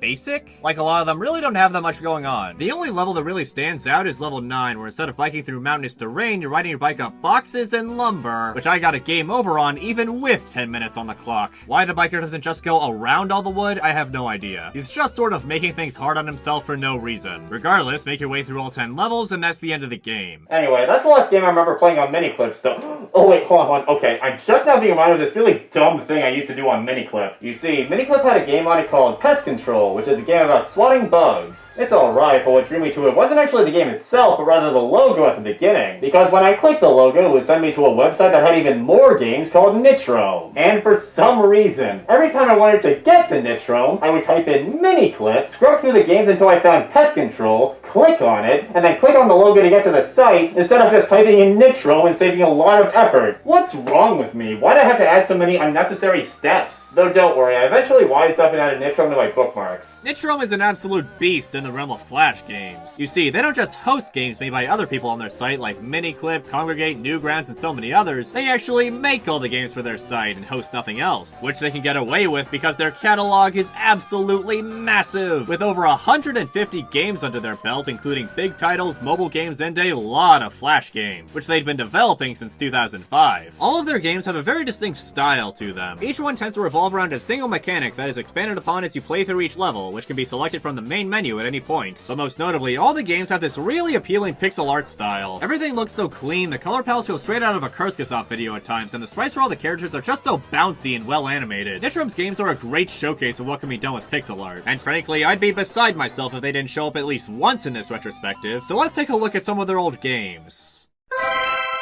Let's start with Icebreaker, released in 2009 and arguably one of Nitrome's most iconic games. The premise is quite simple. There are multiple Vikings trapped in ice, and you have to rescue them by getting them into the longboat, where a Viking with a hammer is waiting who can bust them out. You do this by using the mouse to cut through the ice, among other things, and using the game's physics engine to your advantage. Once you rescue all the Vikings, then it's on to the next level. The puzzles start off rather self-explanatory, but as expected, things become more varied and interesting as you go along. Like when the game starts, getting the Vikings into the longboat may be as simple as just cutting them loose, but then in a later level you may need to mess around with the in-game physics to save everybody. As it keeps going, they introduce more and more things to spice up the gameplay, like ropes that you can cut, Valkyries that can be popped, and rocket ice, which is like regular ice, except that if it's cut, then it starts to propel forward from the incision. There are rune stones and wolf rats which kill Vikings on contact. There are even crows which fly up and can lift objects. And when these mechanics combine together, they can really create something special, like the flying machine level, which uses the crows and rocket ice to achieve avian transportation. But the most fascinating levels, to me at least, are the ones where they take all those mechanics away and are just left with a single block of ice and 1,000 ways to screw up. This is where Icebreaker truly shines. The last group of levels are brain-teasing and deceptively simple, yet don't feel unfair. There isn't some quirk in the design that you have to discover to make everything suddenly make sense. The key to solving it is to master the fundamentals of the game's physics engine by understanding weight, balance, and how objects interact with each other. It's hard to get mad when you screw up because the objects always react how you would expect them to. To see what I mean, let's take a look at level 39, the most difficult stage in the game. Here, the solution is nowhere near as straightforward as in the other levels, since letting the ice tip forward may rescue the first two Vikings, but the third one will always meet a watery demise. So you have to find a way to get the Vikings on the top into the longboat first, without the Viking on the bottom falling into the water, which requires a lot of poking, prodding, trimming, and readjusting to succeed. And so when you do finally figure it out, it's rewarding because you only have yourself to thank for coming up with the solution. I don't know how these Vikings got trapped in the ice in the first place, or why the remaining Viking on the ship doesn't ever move the boat, but the game is so solid, no pun intended, that I almost don't care. Now I know what you're thinking. If Icebreaker is so good, then why isn't there an Icebreaker 2? Well, what if I told you that the developers actually had that exact same conversation? Because 2.5 2.5 months later in 2009, we got Icebreaker, the Red Clan. It's the same premise as before, but now with a new clan of Vikings and an extra emphasis on these brand new handrock things, which allow you to essentially create ropes and attach them to objects. In general, the Red Clan separates itself from the previous game by leaning heavier on the physics-based aspect of the puzzles, as many levels will require you to make moves on the spot as opposed to playing methodically, which isn't bad by itself, but when you throw these handrock things into the equation, the puzzles start to feel a lot like just screwing around until something works. At times, it just feels like a total mess, with one really bad example being level 37, which puts you in the flying machine again, except now you have to use the hand rocks to pick up 2 Vikings along the way, and during your flight, you start to notice just how unwieldy the flying machine actually is. You cut the rocket ice to control your direction, but you can't ever make it stop bubbling, only cut it down further, which could potentially make things more chaotic, especially since the areas where the 2 Vikings are located requires you to turn around in order to grab both of them, and since the movement is so erratic, it can be hard to actually initiate the grab in the first place. And then there are the crows, which can just barely keep the contraption in the air, and are hardly cooperative whenever you find yourself needing to move left. Oh yeah, and they can kill Vikings too. I don't think I would have discovered that under normal circumstances. Things got so hectic during this level that at one point a Viking actually managed to clip through the bottom of the boat. And of course right after that, the flying death trap flew off screen and I failed the level. Nice. I swear, I was only able to beat this level because I got lucky. It's so easy to lose control that I often fail no matter what I do. Now, it's not all bad. Just where the first game had challenging levels, the Red Clan has annoying levels. Like this one, where you have to somehow fling an ice cube using this slowly rotating hand rock to rescue the Viking. It's a bitch. At times, it really felt like the mechanic was not meant to be used in this way. And when I finally got it right, it didn't feel rewarding because everything was just so random and unpredictable. And let me tell you, I was encountering quite a lot more glitches this time around. I guess I can appreciate this game for trying to set itself apart from the first Icebreaker so it doesn't just feel like a glorified expansion pack, but in execution, the wonky physics really don't do it many favors. But that's not the end of Icebreaker. Oh no, this is Icebreaker The Gathering, which, like the last 2 games, was again released in 2009, 9 months after the Red Clan. This one is unique in that instead of having 40 levels that each revolve around one clan, they're divided amongst 5 clans. You can start with any clan that you want, with each of them having their own unique mechanics to figure out. The first clan has these tracks that objects will move on, the Red Clan has chains, which function like ropes but can't be cut, in addition to the returning hand rocks that once again you can use to grab objects and Vikings. Or, wait, can you? The new Elder Clan has bombs, which when cut will explode and blow chunks out of ice, rock, and Viking skulls. The Raven Clan has these mossy-looking rocks, which are really bouncy, and the Hunter Clan has these cratered rocks, which if clicked will have bolts installed into them. And of course, all the mechanics introduced in the other 2 games make a return as well. All of the new mechanics are cool, though since they're mostly relegated to each individual clan, it's rare that they're ever mixed and matched with each other, and so The Gathering ends up feeling more like 5 smaller games rather than 1 large game. Not really much else to say, except that it's more Icebreaker. There is a 4th game in the series called Icebreaker: A Viking Voyage, which was released on mobile 4 years after The Gathering, but like I said, I'd like to stick to games that are at least partially available online for this retrospective, so I won't be checking it out. Besides, I've had enough of Vikings sailing through frigid waters. I need to review something new. Oh! I know. How about pirates traversing through tropical waters? That's completely different. Mutiny, or Mutiny, it might be a pun, I'm not sure. This game was released a year before Icebreaker in 2008, and you may notice that Icebreaker actually borrowed a handful of elements from this game, such as scrolling the screen with the mouse and the real-time minimap. In this game, you play as a crew of pirates doing battle with other pirates through explosive combat, with you and the enemy each taking turns to do actions, kind of like chess, only with more explosions. And as such, during your turn, you're allowed to move only 1 minute at a time, with your turn ending once you fire a weapon. Each level gives you a different selection of artillery to choose from. And to keep things fresh, about every other turn or so, a treasure chest will float on down, which will grant items to the first pirate to reach it, whether they be friend or foe. And many of the bombs you get are freaking bananas! Literally. You got your basic bombs, which explode on contact, dynamite, which bounces a little before exploding, crates and combustible barrels, which you can place anywhere on the stage, there are Molotov cocktails that spread fire across the ground, cannons, which shoot in a straight line, bombs with parachutes that you can curve the descent of, sea mines, which explode when a pirate gets close, and then there are the crazier weapons, like explosive coins, which provide 8 shots per use, gigantic-ass boulders that are like 5 times their size and roll across the ground, similarly giant anchors that you can drop from the sky, voodoo dolls that allow you to toss your enemies around, you can call upon the wrath of Poseidon himself to summon a huge tidal wave. There are the previously mentioned bananas, which bounce a lot before exploding, and there are even birds that drop explosive craps. Jeez, what are these birds eating? Napalm? Once all of the enemies have been defeated, you move on to the next level with a new inventory of weapons and a different crew to fight. Some of the enemies are self-explanatory like British sailors or hippies, but a lot of the time you fight animals like monkeys, parrots, squids, sharks, and crabs. And strangely enough, when they die, they still produce human skeletons. Weird. Also, the squids, sharks, and crabs still die when knocked into water. despite being sea creatures. Also weird. Overall, the game seems pretty alright. However, there is one small snag, one fatal flaw that sinks the game's quality lower than the unluckiest of sunken ships. The AI.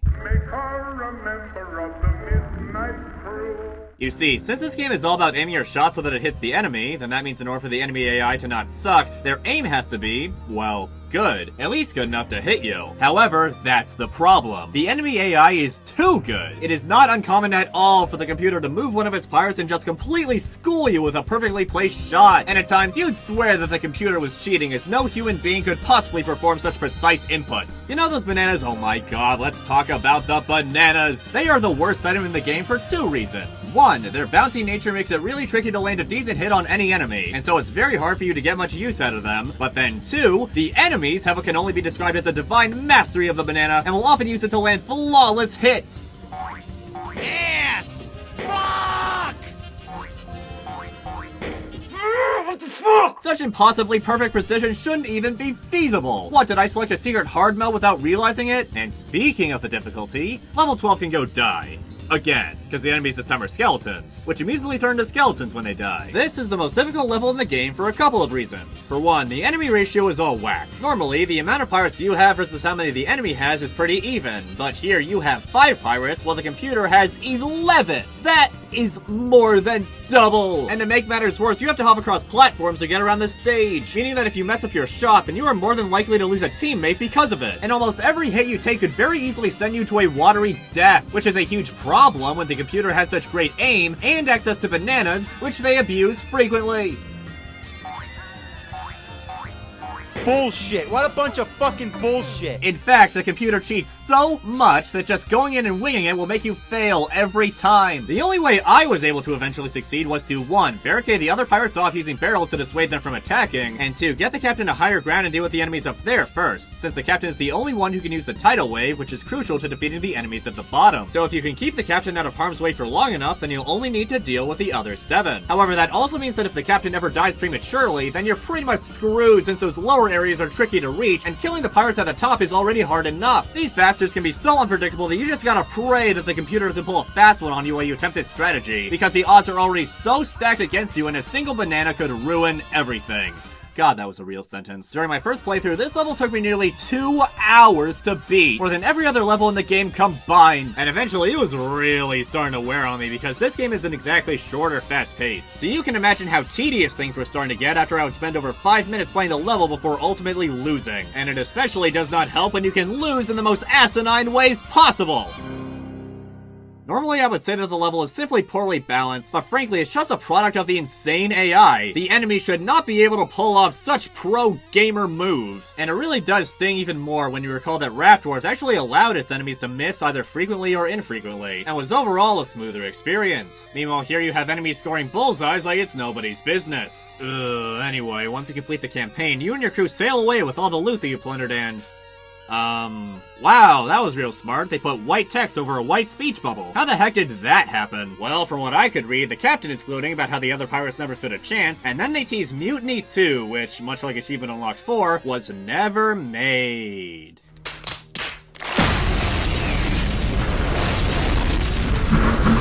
You know, I'm starting to think that maybe advertising a sequel to your game within your game is a bad idea. Oh man, when did it all go wrong? I remember really liking this game back in the day, but having gone back, the game is slow, the AI is messed, and the difficulty balance is absurdly unrefined. All of which really drags down what could have been a decent game. Maybe it's for the best that the second game never happened.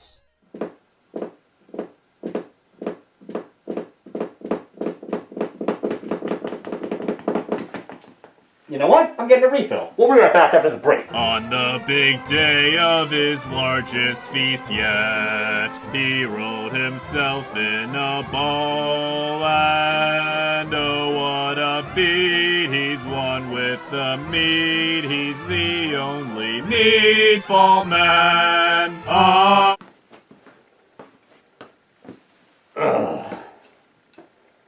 Okay, onwards. Well, on a much brighter, or I guess darker note, we have Parasite, released in 2009 between the Red Clan and the Gathering. Whenever I think about Nitrome and how awesome their games are, this is the first one that comes to mind. Although, am I crazy or does the main theme sound a lot like the Rugrats theme?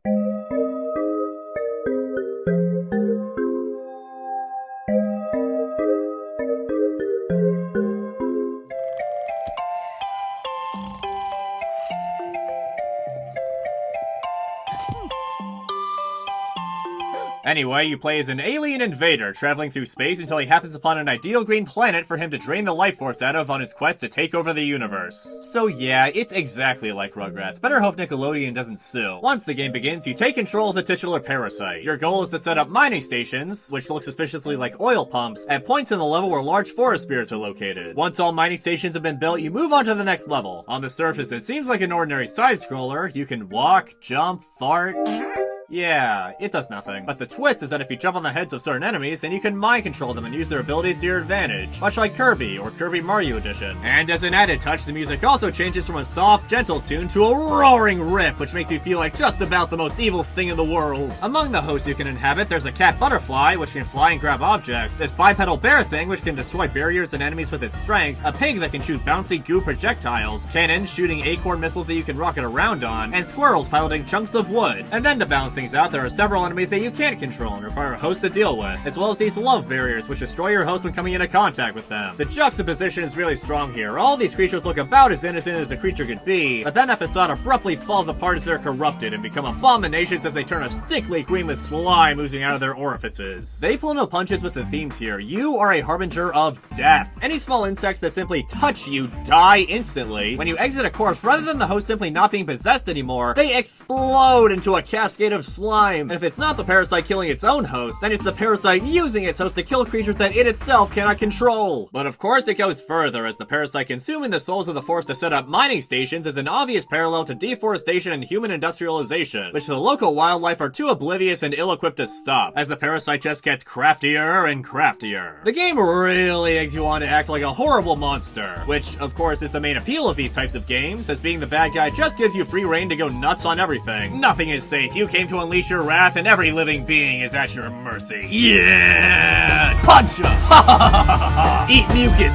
bitch! Yeah! Destroy the environment! Wait, I mean, no! Don't destroy the environment. We're the bad guys here. Whoa. I got a little carried away there. Anyway, the final level sees you traveling to the planet's Tree of Energy, which has the most large spirits out of any level, tons of enemies, lots of insects, and is just teeming with life. Yeah, I'm impressed. Let's go wreck it. This level serves as the ultimate power trip, as it allows you to mow down enemies in droves as you drain the last of the planet's life. Then, after building the very last mining station, the game ends, and the parasite is sufficiently satisfied with itself. But before going to sleep, it sets its sights on Earth, which the game humorously adds has had 70% of its life removed already. Ice cold, game. Ice cold. Now, I've mostly been singing this game's praises so far, though there are a few small annoying things that I'd be remiss not to mention as well. Out of all of Nitrome's games that I remember, this is probably the one that feels the most Flash-like? Some of the assets are slightly busted. I encountered a handful of small glitches. The physics can be kind of janky sometimes, and there was one part where I'd actually legitimately soft-locked myself. The camera can also be a little annoying at times, since it always points ahead of you, which is great in something like Sonic the Hedgehog or Fancy Pants, but this game is a lot slower paced than those, and so when you're platforming, you'll often find the camera switching back and forth in a dizzying manner. The squirrel is a pretty cool power-up, even though it only appears in like 2 levels. And speaking of which, in the second one, you can actually perform a pretty funny trick. Because the squirrel can be infinitely released and re-enslaved, if you fly up to the top of the screen and attempt to pop off, then you're immediately put back on its head, allowing it to pop off again and again repeatedly, thus resulting in huge explosions of goop all over the screen. This is ridiculous. No wonder it didn't appear often. It's glitchy and you can't even get hurt while using it. Whatever, this game is still a fun time, if not just to be the scourge of the verdant greens. But wait, we're not done with this site just yet. You see, by 2011, Nitrome had amassed such a massive catalog of iconic games and characters that they could legitimately get away with filling up an entire game using those characters for the enemies and bosses. So for their 100th game, we were treated to Nitrome Must Die. Wait, hang on. Did I hear that right? Nitrome Must Die. Nitrome? But, no, that can't be right. It's always been Nitrome, I know it. Ah, here we go, I can prove the pronunciation. This is a post on the website from 2008, 3 years before this game, where we can officially confirm that it's pronounced Nitrome. I guess I was wrong. My whole childhood was wrong.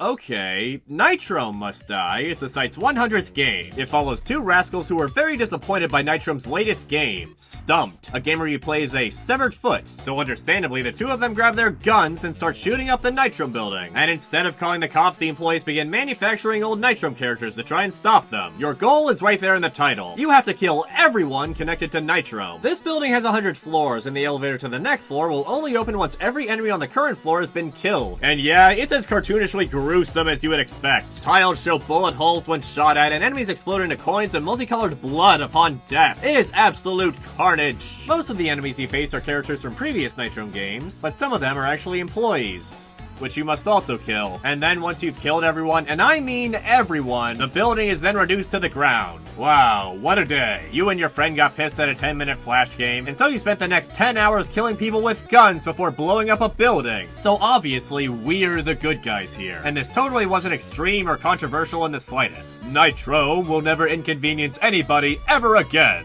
Or not, since they actually made like 50 games after this one. Despite how gruesome it all sounds, the weapons, which appear periodically on each floor, really are the highlight of this game. Just like in Mutiny, you have a large collection of artillery to choose from that range from terrifying to stupid. In fact, the exploding banana and the Molotov cocktail from Mutiny even make appearances here. By the way, the Molotov is really volatile in this game. The flames that spreads across the floor kill most enemies instantly, and if you get caught in the flames, it can drain your health bar to 0 in less than a few seconds. Jesus Christ, what do they put in these things? These guys don't slouch around when it comes to their munitions. You've got shotguns, machine guns, miniguns, which are destructive as hell. There are landmines that you can set, dynamite which you can detonate remotely, rockets, homing missiles. It's like you raided a military base. Or maybe Nitrome is a military base, and they just seem to have all these things lying around. You can shoot a drone that fires a continuing spread of bullets. There's a bubble gun that turns enemies into bubbles you can pop. You can make enemies wig out with a fart gun. Your gun can somehow shoot out boomerangs and different types of arrows. There's a goddamn laser gun that you can get. Plus a weaker version, there is a dang point gun that, instead of using ammo, drains your score in order to use. You have the boxing glove. You have the slapper. And of course, to top it all off is the officially branded Nitrome gun. As for the gameplay, it's very reminiscent of Mega Man, complete with running, gunning, platforming, and spikes. Oh man, spikes. They don't kill you instantly like in Mega Man, thankfully. Though unlike when you take damage from enemies, you have little to no invincibility while on the spikes, and so you'll constantly be bouncing on them and taking tons of damage. And since getting hit knocks you back in true video game fashion, you'll be falling into the spikes more often than you'd like. Plus it also doesn't help that a handful of guns push you back as well, making them useless in some situations. When it comes to weapons, the weapon you're dealt is the weapon you keep. You can't switch to an old weapon after getting a new one, and you have no inventory of guns that you can access. And furthermore, only certain weapons spawn on each floor. So if, say, you brought the laser gun from a previous floor to the next one, then if you run out of ammo for it, you're kind of out of luck, and so your only option is to grab a new weapon. And as expected, this game also has several boss fights, which appear every 10 floors and are based on all sorts of familiar Nitrome characters, like the Moon from Cheese Dreams, one of Nitrome's most iconic characters. It's just kinda hanging around, but then the Parasite from, take a guess, appears and takes over the Moon, thus beginning the fight. There are other cool cameos like Test Subject Blue and Snotput?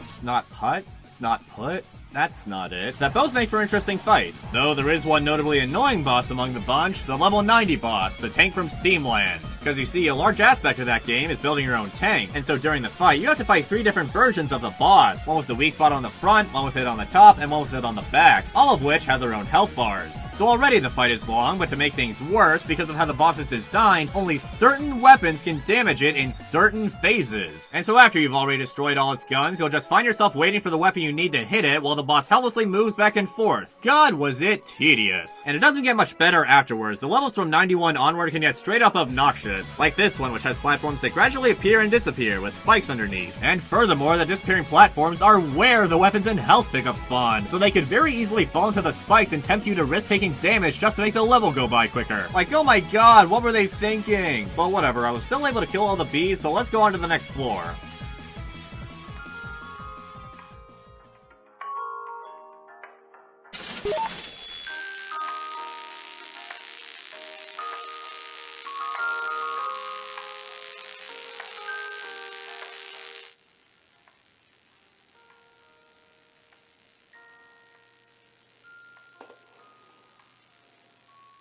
What? The elevator glitched and got stuck? Well, that's real fun. Alright, let's try going back to the main menu. Or not. Well, looks like the only way to fix this is to refresh the page then. Oh yeah, and since the levels are grouped in 10s, that means that I have to play those first 5 levels again. Oh boy, am I excited. Okay, I made it back. Hopefully that was just a rare thing and that it works this time.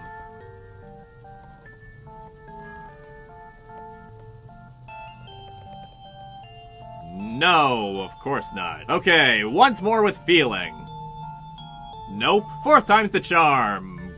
God damn it. Okay, let's try another site. Let's see if it... Nope, it's broken. It's broken. When you try to access level 96, a game-breaking bug occurs that bars you from seeing the rest of the game. That is flat out insulting! How the heck could they let this get by? Sure, this game has glitches, like this one where these head mice couldn't hurt me anymore, and that's novel, but this legitimately gets in the way of playing the game. And of course, I only figure out how to get past it after playing through nearly the entire game twice. This game is not short, by the way. So here's the solution. If you enable 2-player mode before entering the infinite elevator, then the thing naturally fixes itself and you can play the rest of the game. Boy, who would have guessed? The problem was solved by the power of friendship. Or I guess, mutual hatred. Anyway, on floor 100, you fight the final boss, the literal boss of Nitrome, and the mastermind behind it all. Finally, he will pay for his sins. This is for Mutiny! This is for the Red Clan! This is for that shit from a few minutes ago! But before you can finish him off, he enters a mech and flees to the roof, where he's completely invincible and you need to wait like 2 minutes for a certain power-up to show up that, when used, makes the building explode for some reason. Then the final phase has you and the boss falling down all 100 floors as the building collapses, and so you have to platform on falling rubble and beat the boss before you hit the ground. Serve up some irony and the game is done. And just like how all the enemies drop coins when they die, when the Kingpin boss dies, he drops a fat stack of cash, which our plucky heroes pocket post-haste. Then after making it home and spending the money and stuff, the two of them decide that they're going to start their own gaming company, but with blackjack and hookers. And they declare that their games are going to be even better than that crap Nitrome used to shovel out. And if they just continue to keep working hard to achieve their goal, then maybe they will finally get everything they ever wanted and even become a well-known name in the industry. After all, there's a bright future ahead and the sky's the limit. So anyway, we got bomb chicken out of all this. Yep, it was all worth it. Hey, I know that sound effect. Alright everyone, grab the guns, we've got to go round 2. But first, let's talk about that Gravity game. You know, the one about gravity. Developed by Juice Tid in 2010 and published by MoFun Zone. The story goes that 2 researchers are working on a machine called the Gravitron 3000. Once it's completed, they go home for the night, leaving a window open and a bag of marshmallows on the table. But just then, a bolt of lightning goes through the open window and strikes one of the lone marshmallows, thus creating Marsh. Finally, with a will of his own, he can rekindle with his marshmallow brethren and at last overthrow humanity for the crimes that they have committed toward his marshmallow kind. But before he can do that, he falls into the Gravitron 3000 and now must make his way out. The gameplay is that of a standard side-scroller, save for these gravity tiles which change your gravity when touched. As you would expect, there's plenty of creativity in how the gravity aspect is applied in this game. There's one level, or scratch that, 2 levels where you use the gravity as a trampoline. You have the obligatory cross moving through different types of gravity level like in Mario Galaxy. There's this level where the gravity fields actually send you into danger, and then there's this one where the gravity does all the work for you. Or not. Also, I'm pretty sure the level 16 and 17 are actually the exact same level. But screw the gravity, the real highlight of the game is the music, composed by Father of Death and Waterflame. God, some of these tunes are boppin'. All the music is just so bouncy and energetic and just makes you want to get up and move.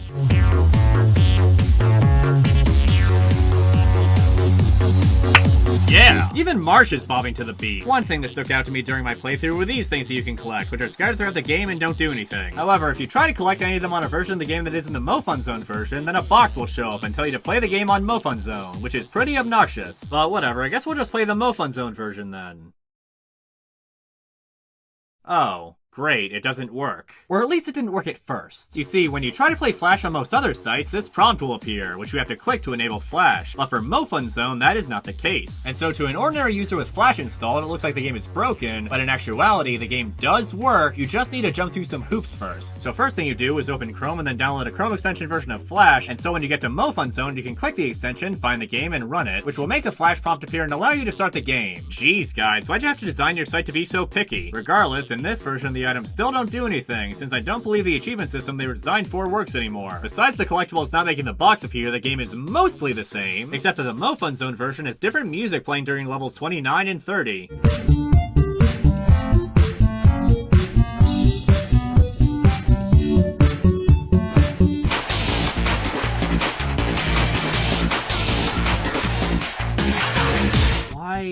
This is such a random difference. Is it some kind of glitch? I believe it has to be, since the song is listed as part of the music used in the Newgrounds version where it doesn't even appear. It kinda reminds me of how some versions of Michael Jackson's Moonwalker would have the Thriller theme and others wouldn't.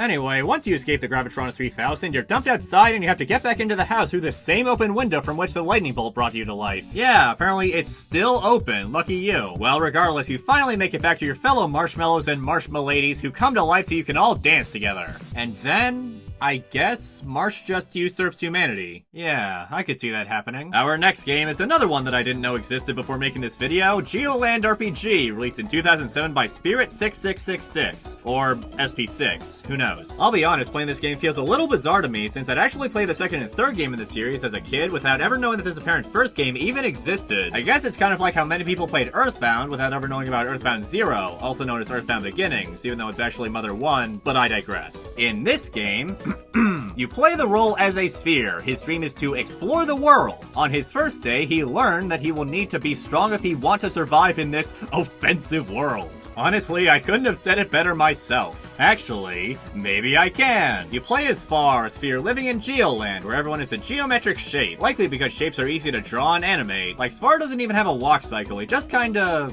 moves around, which you do by using the arrow keys, and you interact with objects using the mouse. As the name implies, this is an RPG, so once you leave town, all of a sudden you're being assaulted by hostile shapes. Oh no! Though when I say RPG, I mean it rather loosely, as this game is probably what one would call a poor man's RPG, since the main gameplay loop amounts to little more than grinding, the bane of any RPG fan's existence. Usually how it goes is that you fight the same enemy over and over until you level up, where you then fight a different enemy over and over while also frequently visiting your bed to restore your HP. Your HP also regenerates over time, but it's much faster to just backtrack to your bed. In addition to HP, you also have FP, which isn't filled up when you go to bed. This is what you use to perform special attacks, or rather, special attack, since there's really only one move that's worth using, and that's Fast Attack, which makes you do several hits in quick succession. Plus, it's the first attack you unlock that requires FP to use, and thus is rather cheap, making it your most efficient damage-dealing option. The other three special attacks really aren't as worth using. Psycho Drain drains the FP from the enemy and then gives some of it to you, but it's usually a net loss on your end, so what's the point? Just making sure that the enemy won't use a special attack? Boost restores your health, at the cost of a lot of FP. But once again, I rarely use this because you can restore your HP whenever you want by going to your bed, which like I said, doesn't restore FP, and so for most of the game you really don't want to be wasting it. And then lastly, there's Finishing Blow, which uses all of your FP to insta-kill the enemy, and is surprisingly the only other damaging move that requires FP. You also get it so late into the game, level 9, that its only real purpose is to let you breeze through the final two encounters. For reference, the level cap is 10. You unlock each attack through leveling up, which also restores your HP and FP to full, as well as granting you a stat point that you can spend to increase your FP, health, or damage. Leveling up was the main way that I restored FP. There are items you can buy to restore it, but for most of the game, you do not want to be spending money, because you see, Spar is kind of a jackass and will often miss attacks. And the only way to negate this is by purchasing an item from the shop for 600 gold called the Bull Eye. No, not a bullseye. Bull Eye. Spar is carrying around a squishy steer eyeball that gives him 100% accuracy. And this thing is not cheap. It'll be very late into the game before you can afford to buy it, assuming you were saving your money the whole time. Until then, you'll just have to survive on items dropped by enemies, level ups, and frequent trips to your bed. You can expedite the process though by completing quests given to you by NPCs. Usually they involve either locating items on the ground, killing enemies, or, as a fusion of both, collecting items from enemies. You're rewarded with XP and gold after beating a quest, though you'll still have to make the majority of your money from grinding enemies regardless. There is this guy who has a gambling game you can play, but you only unlock it after killing 8 Hexware, which by the way are the strongest regular enemies in the game. I had already bought the Bull Eye before completing this quest, so what's the point? Your main quest is to slay a creature hiding in the local cave, which serves as the final boss of the game, and the second boss of the game, the first of which you fight merely moments before. You are instructed to seek out the creature by this character, who is unnamed in this game, but in later games is named Yakov, who tells you that if you manage to do this, then he'll let you travel with him to Untitled City. After you've slain the beast and return to him, he'll say, "Great, follow me." Okay. Once you follow him into the forest, the game ends. Though that isn't all you can do. If you go to the PC they used to save the game, then it allows you to refight any enemy enemy that you've defeated, which honestly just kinda highlights how few enemies there are in this game. There are literally only 7, 2 of which you only fight once. You can definitely tell that this was the creator's first attempt at an RPG. The mechanics aren't very well fleshed out, the map is incredibly small, there's very little enemy variety, very few quests, the world isn't very interesting, the music gets grating after a while, missing attacks puts a huge damper on the combat, the main gameplay loop is boring and unintuitive, and also the main character smells funny. Plus, the dialogue for the NPCs are so busted that you'd swear this was an actual Japanese RPG that was translated to English. You can meet the mayor if you are to solve his problem. What? Space question mark. I am on my lunch break. Hey. Hi. I forgot why I came here. So Svar, I heard you are leaving town.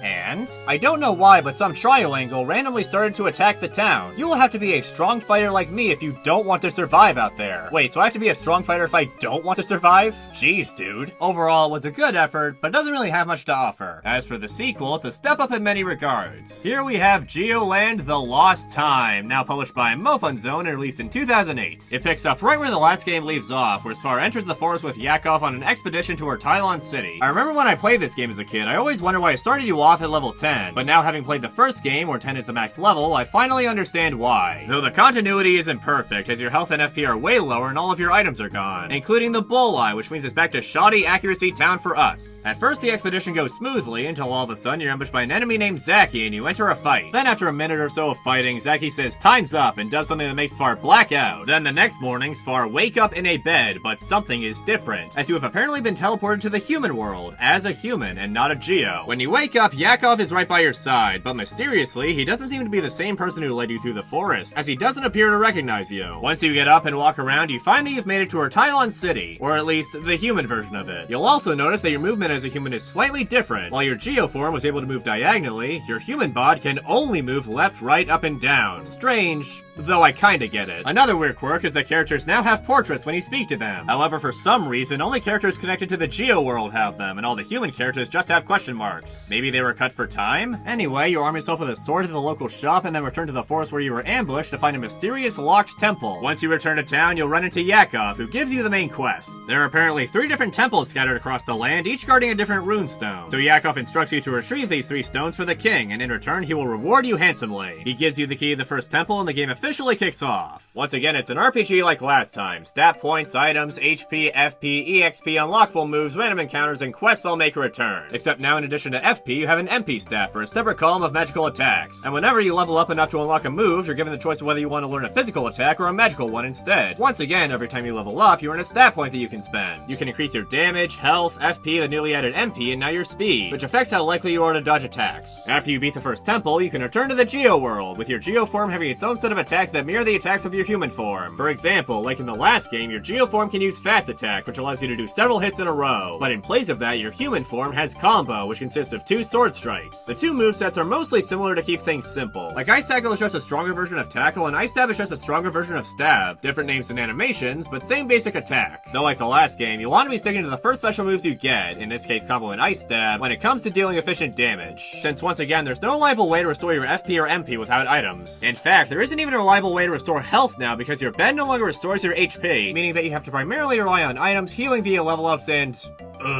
waiting for it to regenerate. We'll get to that in a bit. First, let's talk about the newly added rings. You can equip one at a time to gain certain buffs or abilities, and a few of them are required to beat the game. The yellow ring allows you to see invisible entities, and is mandatory for getting through the 2nd and 3rd temples. The green ring allows you to melt frozen trees that block the path, and the silver ring grants you access to the king's castle. The rest of the rings are optional. The red ring gives you 5% more damage, the purple ring gives you 10% more damage, the blue ring gives you a discount at shops, the orange ring gives you 50% more experience when you kill enemies, and the pink ring gives you 40% more gold when you kill enemies. But the absolute most important ring of them all is the teal ring, which is actually more of an aqua color, but I digress. The benefit of having this ring equipped is that it makes you passively regenerate life at a faster rate than normal, and it is indispensable! Okay, let's talk about the waiting. This is one of the most tedious games I've ever played. The main gameplay loop is still just grinding enemies for experience, but now that your bed no longer heals you, you have to resort to life regen for healing, since almost every new fight in a new area will put you at low health. And considering how much money you win from fights compared to how much healing items cost, for most of the game you cannot afford to heal substantially after every fight. You have to wait. Your health regenerates at about 1 HP per second, but with the teal ring it's a little more than 2 per second. It's not exact. Now that isn't so bad in the early game when you have like a few hundred HP, But later on when your HP is in the thousands, in addition to every enemy in the area still being able to do quite a number on you, then you'll find yourself waiting around for several minutes after almost every fight. I timed it. Healing 1000 HP takes 7.5 minutes. And that's all with the teal ring equipped, which you'll want to be wearing at all times. So it becomes even more annoying when you have to start juggling rings. Because remember, you can only wear one at a time. The worst case of this is when you're in the second temple, which requires you to equip the yellow ring to see the enemies. So before and after every fight, you need to remember to swap the teal ring with the yellow ring and vice versa. Because you really don't want to be waiting around for your HP to regenerate while wearing the yellow ring, and you don't want to be wearing the teal ring while fighting the enemies. And because the teal ring is so essential, it really de-incentivizes using the other rings because you're already wasting enough time waiting for your health to regenerate, even when not going into the menu before and after every fight. God, this is such bullshit. Why the hell do you have to keep swapping rings like this? You have 10 fingers. What, you can't wear more than one? And I don't understand how your Geo form can equip any rings at all.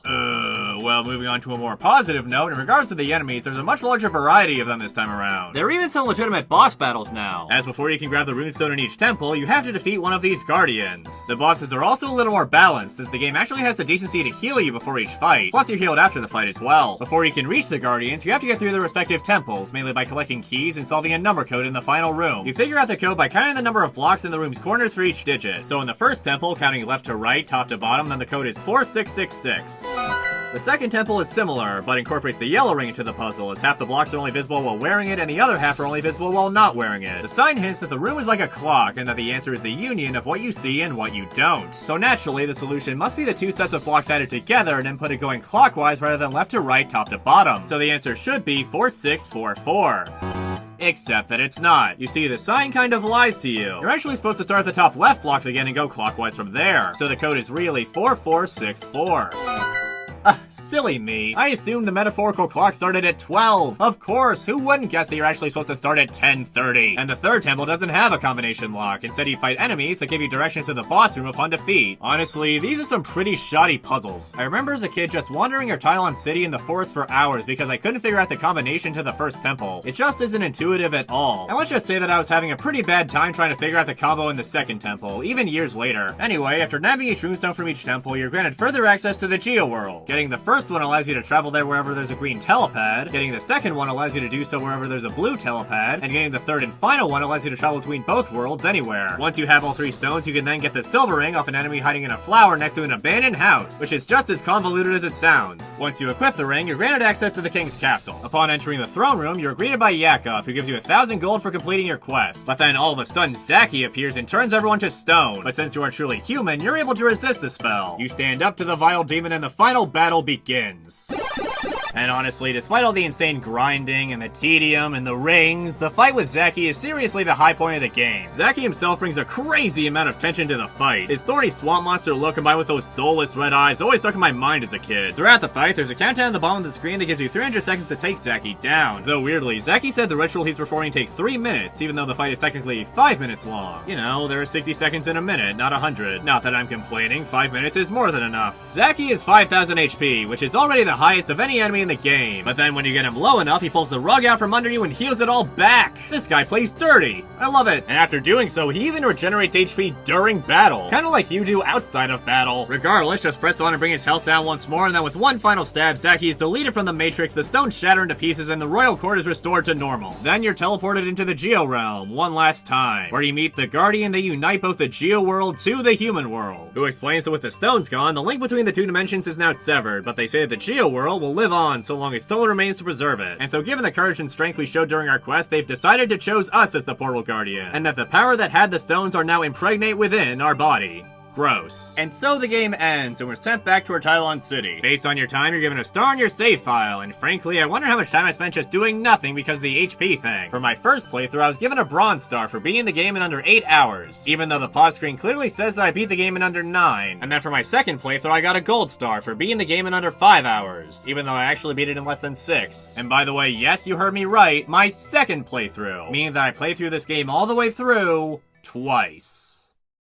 Do you want to know why? You see, just like that Gravity game, there's a build of the game that is exclusive to MoFun Zone and isn't available on Newgrounds, Congregate, etc. Except here, the other versions of the game aren't just missing a song or have an annoying pop-up, but rather lock a bunch of legitimate content behind the MoFun Zone version. For example, say you're playing the Newgrounds version and you try to enter this house. Sorry, but you can't. In the MoFun Zone version, however, there are 2 chests and an NPC in here who will offer you quests after obtaining the Silver Ring. The first quest is to bring him 10 rubies, which drop from regular enemies. And then for the second quest, he tasks you with getting a diamond. And at first I was like, a diamond? Where the hell am I supposed to get one of those? I've only ever collected rubies before. But then I remembered this guy who says that the axe statues in the castle are 10% made of diamond, which means those enemies are the ones that can drop it, and indeed, that was the case. That was such a great hint to this quest. It was subtle and was exactly what you needed to figure it out.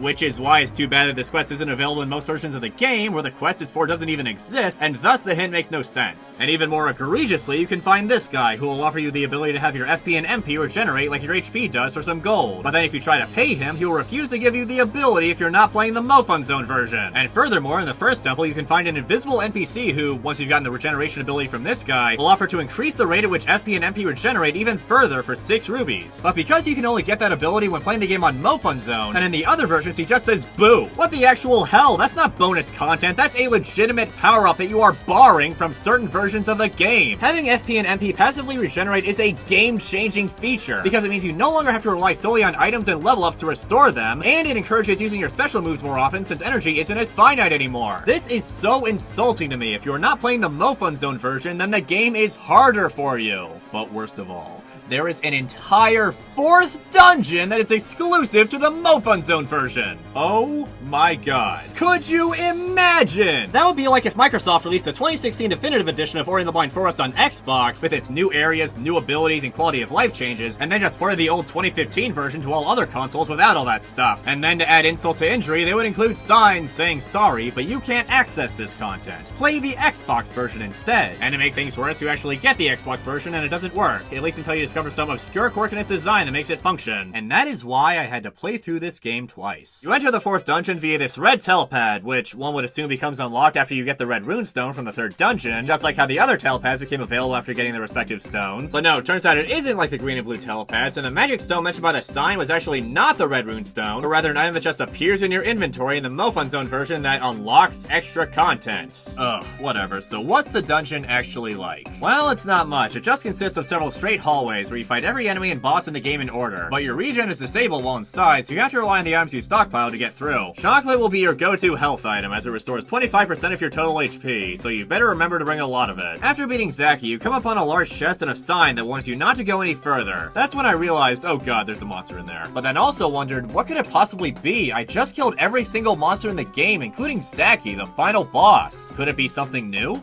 Well, yes. And you will never guess what jumped out of that chest. I'm serious. Try to predict what it's gonna be, you won't get it. Is it Zaki's master? No. Is it a dragon? No. Is it a turbocharged version of the very first enemy in the game? No. Brace yourselves for this. It's Missing No. The most powerful enemy in the game and the end boss of the secret dungeon with over 9,000 HP is motherfucking Missing No from Pokemon. I am absolutely slack-jawed at this. It blows my mind on so many levels. I mean, I guess it kinda makes sense, since Missing No is a garbled mess of square pixels arranged into 2 odd rectangles, and this is a game about shapes after all, but why? I mean, I would get it if this were a game with a lot of reference humor like any of the Henry Stickmin games, but the Lost Time is pretty self-contained for the most part. For those not in the know, Missing No is the single most legendary glitch in video game history, thanks to its infamous existence in the very first Pokemon games combined with its broken and uniquely alien appearance. And nowadays has sort of evolved into a series-wide cryptid stuck between existence and reality, able to materialize from the ether to cause untold glitchy chaos.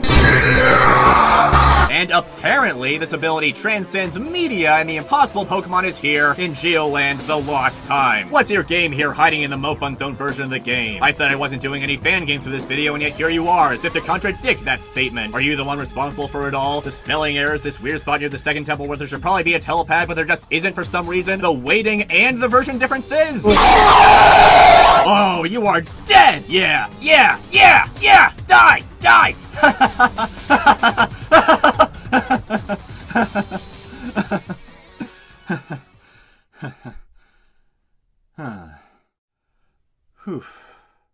Wow. Well, anyway, once you've slain the beast, you are rewarded with the best ring in the game, the Gold Ring, which gives you 30% more damage as well as 30% more gold and 10% more XP after killing an enemy. So it's kind of like a souped up version of the purple ring, combined with weaker versions of the orange and pink rings, only you have all three perks at once. And of course, this ring is unobtainable in the non-sponsored version, so if you're playing that version, then the game is literally impossible to complete. Come on, man. But hold on, we're not done with this game just yet, because in the Geo version of Untitled City, there's a side challenge where you can spar against your buddy Yakov for some rewards. And every time you beat him, he gets a little stronger. It's a nice distraction if you don't mind spending a ruby to get inside. Also, if you go up and to the left in the human version of Untitled City, you'll find the Endless Battle Room, where you can wander around the tall grass to fight any enemy in the game, even Zaki. And funnily enough, when I first played this game, that was how I first found out what Zaki looked like, because remember, I was stuck in the first temple and spent a lot of time wandering Untitled City. The more monsters you kill and the higher level they are, the more points you get. You don't regenerate in this area, and your score is locked once you either die or leave. It's all about racking up that high score, man. Though for some reason, you can't enter this area as a Geo. You're unable to switch worlds while on the screen, and in the Geo version of Untitled, there is no path up to the left, which is a real shame as it means all those enemies get shafted from this mode. But I guess it's not that big of a deal as this area isn't really related to anything, and it's just more of a post-game ball pit. It recommends that you be at least level 28 before entering, as that is the level when you learn your final move, which will be either Alpha and Omega, where you spend a lot of FP to unleash a devastating blow, or Guardians, where you spend a lot of MP to summon one of the 3 Temple Guardians to battle. And as a neat fun fact, it's the only move in the game that is the same in both the human and Geo worlds. And I think that's everything. This game is the ultimate mixed bag for me. On one hand, I'm super nostalgic for it, and I have a lot of good memories from just hanging around Untitled City. Playing the game could be super exciting at times, since it genuinely felt like I was discovering something that no one else had ever laid eyes on. That missing no cameo, man, it hit me like a frickin' truck. It was exhilarating to discover something new about this game that had been hidden away there for years. Zaki is a really great character and boss. The music, though simple, was also pretty memorable to me, and some of the secrets like this one in the forest could be genuinely pretty clever. But on the other hand, the gameplay is grinding, and then waiting, and then grinding again. The middle to later parts of the game are so slow. The game's balancing and pacing are absolutely awful. The quests and temple puzzles are really uninspired. Missing attacks is still obnoxiously inconvenient. There are tons of little things wrong with the game in the form of glitches or oversights, and the whole version difference thing is atrociously insulting in this one. Finding out that the secret dungeon is version exclusive when you're already very late into the game is not okay. Like, come on, why would they do this? All it does is seriously drag the game down. But of course, we are still far from done with the Geo Land games. Enter Geo Land the Dream Traveler, released in 2010. This game represents a rare instance where the creator started with a rudimentary idea in the first game, then started to mold that into something interesting with the second game, and now we have the focused, concentrated matter that is this game. I get a real sense of progression from this series, like each game is better than the last. And let me tell ya, it has been wild to witness just how much the series has evolved since the first game. This time around, you play not his farm, but rather some unnamed human. This is an RPG, so what if I just named him HeartBG? You'll be turning the tables and blasting fat beats before we know it. Once you're ready, the game begins and we're treated to a text scroll. First, it explains the nature of dreams, which will be the focus of the gameplay this time around. Apparently, there's an entire world of thoughts high inside your head that contains unimaginable power, even though the entire thing is inside your head, so how the heck is it unimaginable? We're then told of the mysterious world known as Geo. No, not Geoland, Geo. The title is a lie. As it would seem, the Geos haven't existed for some time, but there's still an imprint of them left in the dream world. And so knowing all that, the H-Dog is determined to learn the truth. You grab the sword from your chest and head to the Siltar Town Library to meet with Lakar, who allows you into his personal section of the library where you enter the dream world for the first time. Upon entering the dream version of the library, a mysterious voice calls down and requests that you retrieve the Scroll of Fire from the end of the dungeon. After obtaining the Scroll of Fire, said voice then points you to Pagnon Forest, where the Scroll of Power is. Then you're directed to the cemetery to get the Scroll of Hover, and after that you're told to find Garata in the desert, who stands before the room where the final scroll, the Scroll of Secret, lies. Garata reveals that the name of the voice we've been hearing throughout our journey is Sapphire, which is a name that's oddly close to Sfar, who may remind you became a guardian of sorts at the end of the last game. He goes on to explain that Sapphire is one of the 3 guardians of the Geo realm, and that an evil monster has captured the other 2. Using the scrolls that you've been collecting for him, he had hoped to seal the villain away, but the fiend has since captured Sapphire as well, so that won't work. And now the world's last hope is that we slay the beast ourselves, who can be found in Urtilon Domain, an area just north of Urtilon City from the last game. Or actually, no it isn't. Because according to the guards just south of the castle, the town is currently being built, meaning that the Dream Traveler is actually a prequel, which is further evidenced when you enter the castle, where a sage named Dartan explains that he has created 3 stones that give the ability to see into the Geo Realm, the same stones that you collect in the Lost Time, which apparently require the 4 scrolls as a power source. Dartan then says that he's willing to use the stones to transport you to the Geo Realm in order to fight the final boss. HG agrees, and you come face to face with the game's main antagonist, Geom, who has the 3 guardians locked up behind him and is using the Mind Crystal, yeah, the Mind Crystal, to perform some kind of ritual. Grabbing the Mind Crystal should be enough to stop him, but before we can, he teleports it away. And during the fight, he reveals that with the Mind Crystal gone, then the Geo world can no longer exist within dreams, so the place starts falling apart. Deal the final blow to Geom, and the Heartmeister awakens back at his house, wondering if the Geo world can really vanish away like Geom said it would. So yeah, not complicated at all. As far as the gameplay goes, this game is a serious improvement from the last one. Let's start with the most important change. By default, your health regenerates at a rate identical to Sfar while wearing the teal ring, and your energy regenerates slowly as well. Thank God! Holy shit, you have no idea how much that cuts down on the tedium. And to make things even better, you can get an upgrade that permanently doubles the rate at which you regain both life and energy, which is a huge deal. One of the biggest problems with the Lost Time was not only how much downtime there was between encounters, but also the fact that you couldn't really afford to use your energy that much because there was no reliable way to restore it. Speaking of which, FP and MP have been scrapped entirely in favor of a single energy bar. You still unlock new attacks of different varieties by leveling up, they just all use energy now. And as a new feature, the more you use certain attacks, the more powerful they become, costing extra energy and doing more damage. Though, in a morbid sense, all this really means is that now I have a way to measure just how much I abused Fast Attack once again during my run. Cause like, dude, it's just the best move, nothing else even compares. The stat screen has also been changed, speed has been replaced with Reflex, and there's a new luck stat, which affects how likely you are to find item drops. Plus, the max for each stat has been increased to 20 instead of 10, and you get 2 stat points for every level up instead of just 1. You have a set amount of inventory slots this time around. You start with 5, but you can upgrade it by doing certain side quests, such as the Puzzle House, located in Siltar Town, where if you're able to solve the puzzle— oh my god, no! Oh, I hate these things. They combine the worst aspects of Rubik's Cubes and Jigsaw puzzles into one. Ugh, whatever, this probably won't take too long.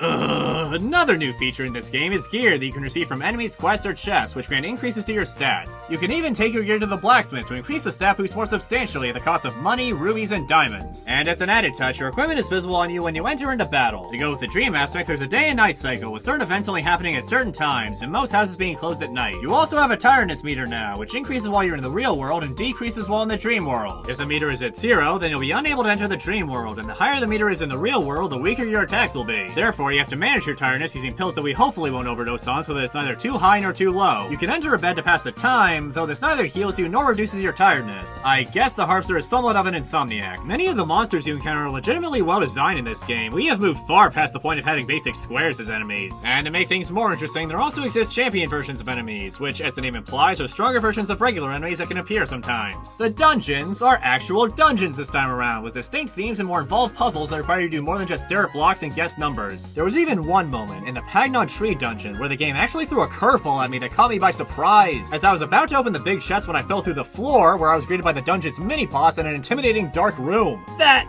was awesome! Overall, everything is just better. The balancing is better, the quests are better, the world is bigger and more developed, the story is more interesting, the music is more detailed, the Dream Traveler is a decently solid RPG. Though I do have a couple of hang-ups. For the most part, the game's pacing is fine, but it still does grind to a halt a bit whenever you have to do a quest that requires killing a certain enemy, or getting a certain item from killing an enemy. And your Tylon domain is kind of a difficulty spike in this regard, since you need to be decently high level to face Geom, so you have to grind quests here for a bit to even stand a chance. There also aren't any character portraits this time around. Like, 0 in total. So then, why are they even there? When you're in the overworld, the screen doesn't scroll unless you're close to the edge, which I don't understand. Why not just keep the G-Man in the middle? Once again, there are a bunch of odd glitches and spelling errors. Like if you have one of the backpack upgrades and are holding more than 5 items in your inventory, then whenever you get an item from a chest, it will say that your inventory is full, even if it isn't. Thankfully, you still get the item. You also can't complete certain quests if you have a full inventory either. Since they often reward you with items, then I guess you need a spot open. Why doesn't it just let you trash items after opening up the menu? It lets you do that after winning a battle. One thing that really confuses me is the icon on the sleeping platform. I think it's supposed to be like a closed eyelid, but it looks more like a nut? Even stranger though, in the tutorial, when explaining the sleep platform, the eye in the graphic is open, which never appears in-game. Very strange. Now for the spelling errors. If Sapphire is supposed to be named after the gem, then it's missing a P. Keep them coming. What? In our Tylon domain, you can collect green and yellow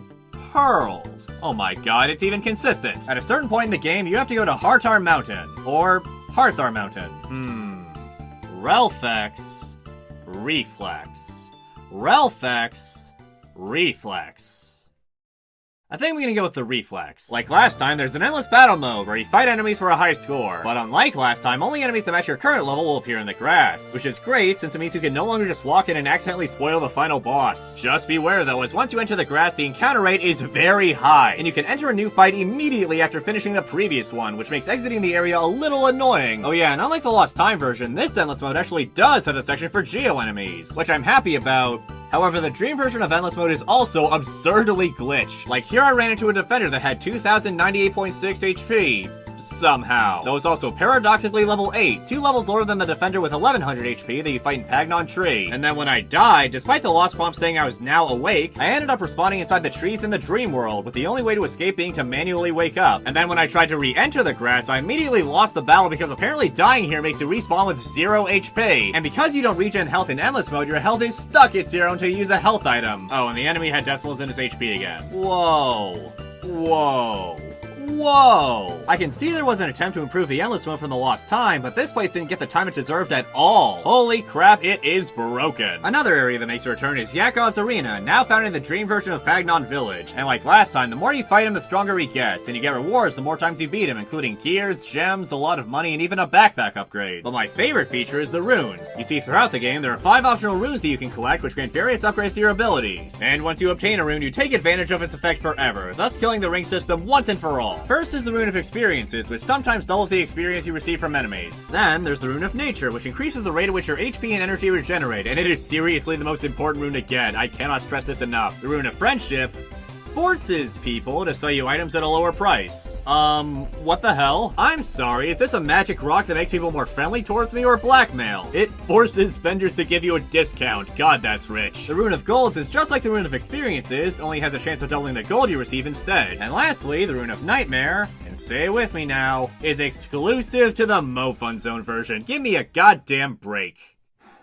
Alright, we're doing this. In this version, after you defeat Geom, if you return to the cemetery and talk to Keeper, then she will warn you about a mysterious man in her Tylon domain who knows something about the Nightmare Rune. Only then will you be able to enter the man's house. After you bring him 10 lost souls, which only drop from enemies found in the cemetery and Baba remains, by the way, he'll tell you that he hid the rune somewhere in the cemetery, but he doesn't know where. So you return to the cemetery for the umpteenth time, lots of backtracking for this quest, and if you talk to Tamir, then she'll tell you that the rune is hidden behind the northernmost grave. Interact with that grave and you're confronted by a level 28 Ripper enemy with 8,000 HP. Simply kill the sentient gravestone and the Rune of Nightmare is yours, which gives you access to the Nightmare Temple. Then just wait in this spot until noon on the dot and the path to the Nightmare Temple will open up before you. And before we tackle the temple itself, I would just like to point out that this is a post-game quest, meaning that just like the Lost Time, I had to play through this game all the way through twice. You are one crazy guy. Yeah, tell me about it. Anyway, the Nightmare Temple, with walls cloaked in flesh and a twisted remix of the Crypt theme, is the final area of the game. Just like the fourth temple from the Lost Time, once you enter, regeneration will be disabled. The entrance requires you to put in a passcode hidden in the cemetery, 148. The next 3 rooms are similar to each other. They each require you to stop the random number generator on a number higher than the one listed. First, it has to be higher than 25, then 50, then 80. If you land on a number lower than the one listed, then you enter a fight with an extremely powerful regular enemy that gets stronger the further you are into the dungeon. Not the biggest fan of the final dungeon just being extreme and luck-based trials, but whatever, I guess. Just refresh the page whenever you mess up, and eventually you'll get them all right and reach the final room, where the Mind Crystal that Geom had is waiting for you in the center. Once you grab it for real this time, Nightmare, who Geom actually told us about, says that since we defeated Geom, we've doomed the world. Because we didn't enter the fight through a regular dream, our fight with Geom ended up creating a parallel dimension of the Geo world, which Nightmare warns could allow a powerful Geo to rise up and merge the 2 dimensions, thus causing untold calamity. And if that sounds familiar at all, it's because that's exactly what Zaki tried to do in the Lost Time. And this also lines up with a prologue from that game, which explained that the stones were so powerful that they went beyond showing the past and actually created the dimension where the Geos would then exist. The very same stones that we used to enter the fight with Geom. But until all that happens, Nightmare is cool with just using the power for himself, and you enter a fight. Nightmare has 20,000 HP and can do an asinine amount of damage. For reference, if you add up Geom's HP across his 3 forms, he only had 18,000 HP. I think this is the first fight in the game where it's actually worth it to use moves other than Fast Attack. I never thought I'd see the day. Because Nightmare hits like a freaking truck, you're gonna get a lot of mileage out of skills like Protection and Enfeeble, which increase your defense and decrease the enemy's attack, respectively. Anyway, with one final blast, the Scourge of the Dream World is down for the count. You're rewarded with a new piece of gear, a piece from the Nightmare set, the best equipment in the game. You can actually face Nightmare as many times as you want, even immediately after you beat him the first time. And during all subsequent encounters, he will be the champion version of himself. Yeah, a champion version of a boss. Good luck. 25,000 health is nothing to scoff at. Looking back, it really really bugs me that all of this was hiding in the Mofun Zone version for so long, as I remember spending a decent amount of time as a kid standing in the cemetery racking my brain on how to get the mysterious nightmare rune, so it's actually a little surreal to have finally gotten this far. Now about that endgame armor. Oh boy! I hope you like grinding in RNG, because that will be your future if you attempt to get all 4 pieces. I mean, you don't really have to, but hey, I got this far, so why the hell not? And while I was grinding, I discovered a few interesting quirks in the game's design. For one, when leveling up any of your attacks, for each level that a move gains, it costs 1 additional energy to use. But once it reaches the max level, then the amount of energy it requires skyrockets. Another thing I noticed was that upon beating the game, I'd achieved a gold star rank, but as I kept playing, it eventually turned into a silver star and then a bronze one, meaning that playing too long, even after beating the final boss, can still ruin your rank, which is trivial, but weird regardless. I also noticed that the higher leveled you are, the less XP that enemies will actually drop, so enemies that usually gave you a fair amount of XP will eventually drop an absolutely meager sum. Why? What is the point other than making the grind longer? And let me tell you, the grind was long. Not even the Lost Times biggest challenge required as much prep as this did. So yeah, max level, bunch of items, give me a frickin' trophy. Now it's time for the Nightmare Temple.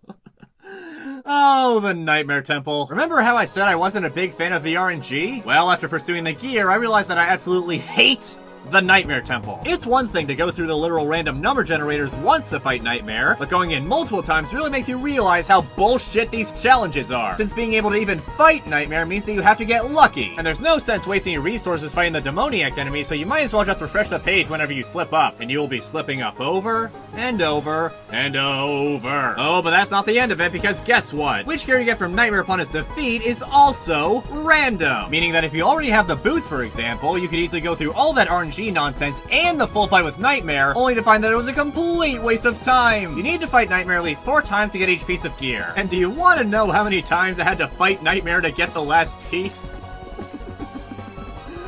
Oh my god. I had to fight Nightmare 11 times! Making that 7 separate instances where I got all the way through the RNG and Nightmare, only to have to refresh the page and try again! But hey, I got the gear, didn't I? Which means that it was all worth it in the end.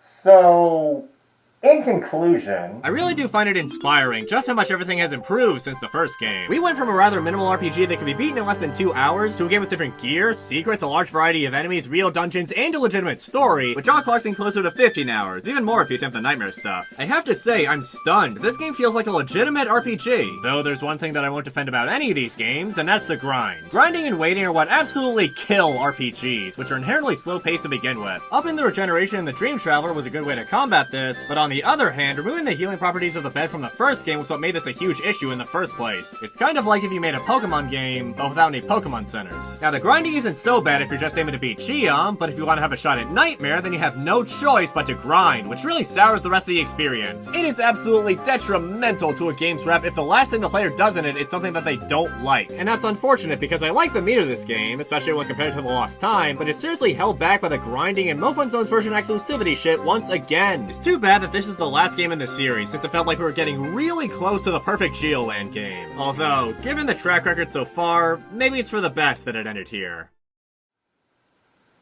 wow.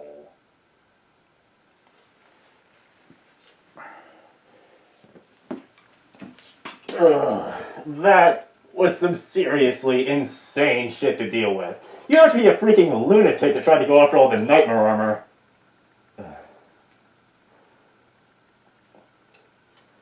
Alright, next up we have Snailiad, made by Auraplane in 2011. You play as Snaily Snail, a snail living in Snail Town, just snailing around and having a snail old time. Until one day, Moon Snail leaves Snail Town to go on a snail journey, causing the other snails to snail disappear mysteriously. So it's up to you, Snaily Snail, to save the snails of Snail Town, snailing out the snail mystery of the missing snails to snail a snail. It's very simple. As Snail, you run through a large interconnected map with secrets, shortcuts, collectibles, power-ups, and so on. It's very much like Metroid in design, but the twist here is that you're a snail. And as a snail, you have tons of epic snail powers, such as being able to crawl up walls and ceilings, attracting into your shell, restoring health by nibbling on grass, as well as jumping really high into the air and firing lasers. You know, all the normal snail things. There's a lot of Metroid inspiration present everywhere. Whereas Samus would upgrade her arsenal with different beam weapons, missiles, and bombs, you get a pea shooter, a boomerang that can destroy blocks, and a rainbow wave, which is this game's equivalent to the plasma beam. You can also swap between these three weapons whenever you want, though the rainbow wave is really the only one worth using. The other two don't even hold a candle. Instead of upgrading your suit, you upgrade your shell. First is the Ice Snail power-up, which gives you immunity to ice, then Gravity Snail, which allows you to change your gravity in mid-air, and then Full Metal Snail, which boosts your defense. And then of course you have other power-ups like Shell Shield, which makes you immune to damage while in your shell, High Jump, which is self-explanatory, Rapid Fire, even more so, and then lastly, Devastator, which seriously beefs up each of your weapons. And combined with Rapid Fire, you can seriously go nuts with all this artillery. And as is a staple of the genre, throughout the game you can find hearts, which permanently increase your health. There are also these helix fragments, which will be important later. What immediately stands out to me about this game is its presentation. The game looks and sounds just like an NES game has been given an HD remaster, as the pixel art and the music all look and sound really nice and clean. You can just tell that a lot of care was put into polishing everything. If you stay idle for long enough, then Snailiad will attract into his shell and go to sleep. The NPCs usually have tons of fun stuff to say, which actually change depending on how far you are into the game, and each of the 4 areas, Mercurelia, Spiralus Celir, Amistrida Abyssus, and Luxorata, are all snail puns. Ha!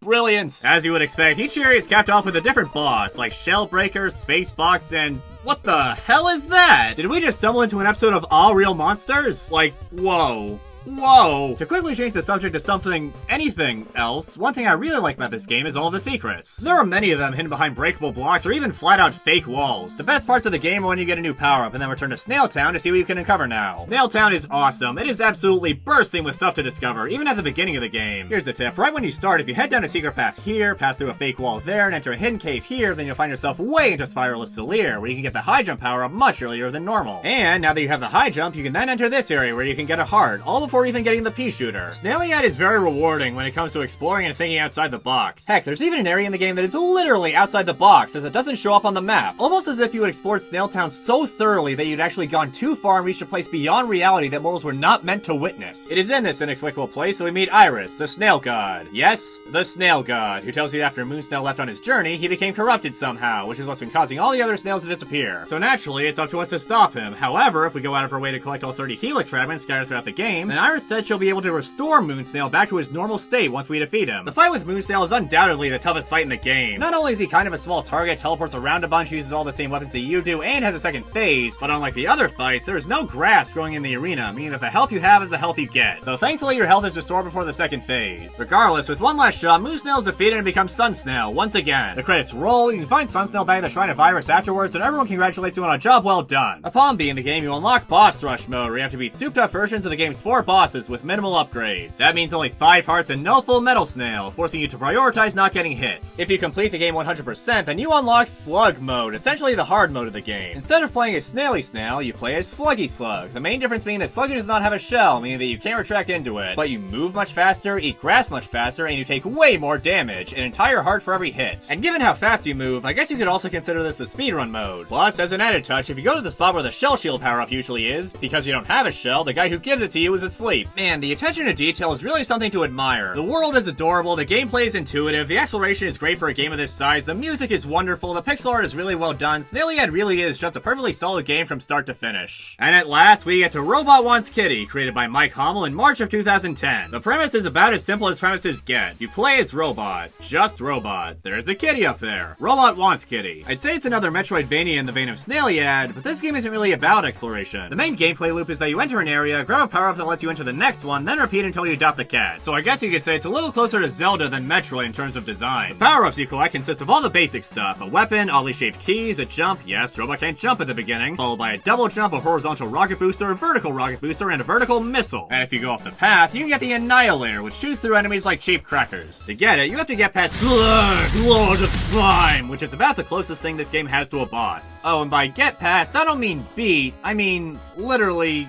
get past. You aren't rewarded with the Annihilator for beating the boss, you're just able to enter the room after getting the red and green keys, allowing you to just ignore the boss, grab it, and then steamroll the thing. The regular enemies are also pretty basic. You have an enemy that walks left and right, one that floats up and down, one that drops projectiles from the ceiling. Where have I seen this all before? Though, despite the enemies looking a bit generic, I really do like Robot's design. It's very charming and iconic. It's easy to see how it would stick around for the entirety of the series. Speaking of which, this isn't actually the original version of Robot Wants Kitty. The original was made in 2009 for the Ludum Dare 16 Game Jam with the theme of exploration. Now, I wasn't able to find any remnants of the game from Ludum Dare's website or Mike Hummel's website, so I contacted Hummel himself and asked him to send me a build of the game, which he did. The only thing is that the build is so old that it doesn't actually work anymore, so we'll be looking at the game files instead. In this folder, I found a sprite for a coin, which doesn't appear in the game, and according to Mike, wasn't even included in the Ludum Dare version. And if I'm being honest, these are some pretty weird looking coins. I also got a look at the map and noticed that the majority of the layout is the same, except for the area where you get the Mega Missile is completely absent, and the one where you get the Annihilator doesn't exist either. Yet, oddly enough, the Mega Missile and the Annihilator's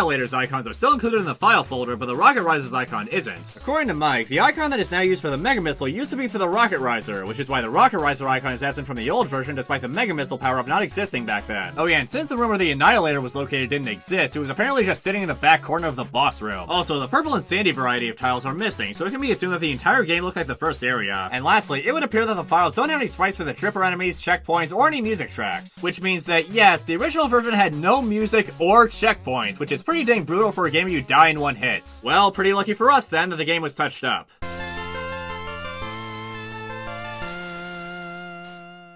Now onto the next game, here's Robot Wants Puppy, released in May of 2010. In the year 20XEX in the Zeta Sector, Morgoth the Unborn has conquered all of civilization, spread his dictatorship to every corner of the galaxy, ruling with an iron tentacle. But on Delos 4, a rebellion is forming. Ordinary people are rising up to stand against tyranny. Meeting by cover of night, they plot to meet Morgoth's fleet from within. The attack is set in motion simultaneously by Confederates working in Stardocks across the sector. And meanwhile, in a completely different galaxy, Robot really wants a puppy that is once again locked behind several levels of security authorization in an alien facility for some reason.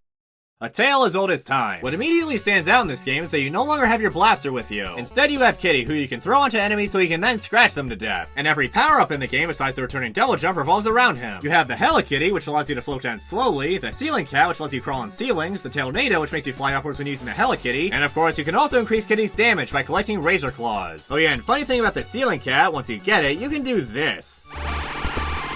I think it's a cool idea to make it so that getting Kitty in the last game plays a big part in this one, but god is this game held back by it, because Kitty makes her a really shitty weapon. First of all, Kitty is consumable, meaning that once you throw him, the only way to get him back is either pick him up or die, thus making it quite easy to lose Kitty in a horde of enemies, where retrieving him is just flat out impossible without killing yourself. So if you plan on killing an enemy, you'd better make sure your aim is spot on. Oh yeah, and you also can't perform any of Kitty's movement abilities if you don't have him with you, so every time you throw him, you absolutely need to get him back. There is an optional power-up you can get called the Psionic Whistle, which allows you to call Kitty back at will, but until then, there is no other way to reliably retrieve him. But the worst part is that if you hit an enemy, then they'll start to run around frantically and can even run to you and get you killed, because like the last game, you die in one hit. Now there it wasn't so bad, but here it's really irritating because Kitty can make you die in many dumb ways. I guess if we were to think of this game like a design exercise, then Robot Wants Puppy is a game where you have only one bullet, and so you have to work around that to succeed. But really, all that means is that instead of going area to area, dynamically avoiding the enemy's attacks as you attack yourself, instead you're just slowly picking enemies off one by one for every room. Moving on, there are actually some proper boss encounters this time around, with boss music and everything. There's an achievement system now for stuff like speedrunning, completion, secrets, and so on. Though the achievements are kind of annoying because the game doesn't tell you or even hint at how to get the ones you don't have. I guess you're just supposed to find them by happenstance. There are 9 keys this time around instead of 3, meaning that just like the last game, you're mostly driven along a linear path of the goal, with the keys being the main factor dictating your progress. So in a way, the gameplay is still very much just go from room to room in a straight path. Oh well, once you get level 9 clearance, we can finally rescue...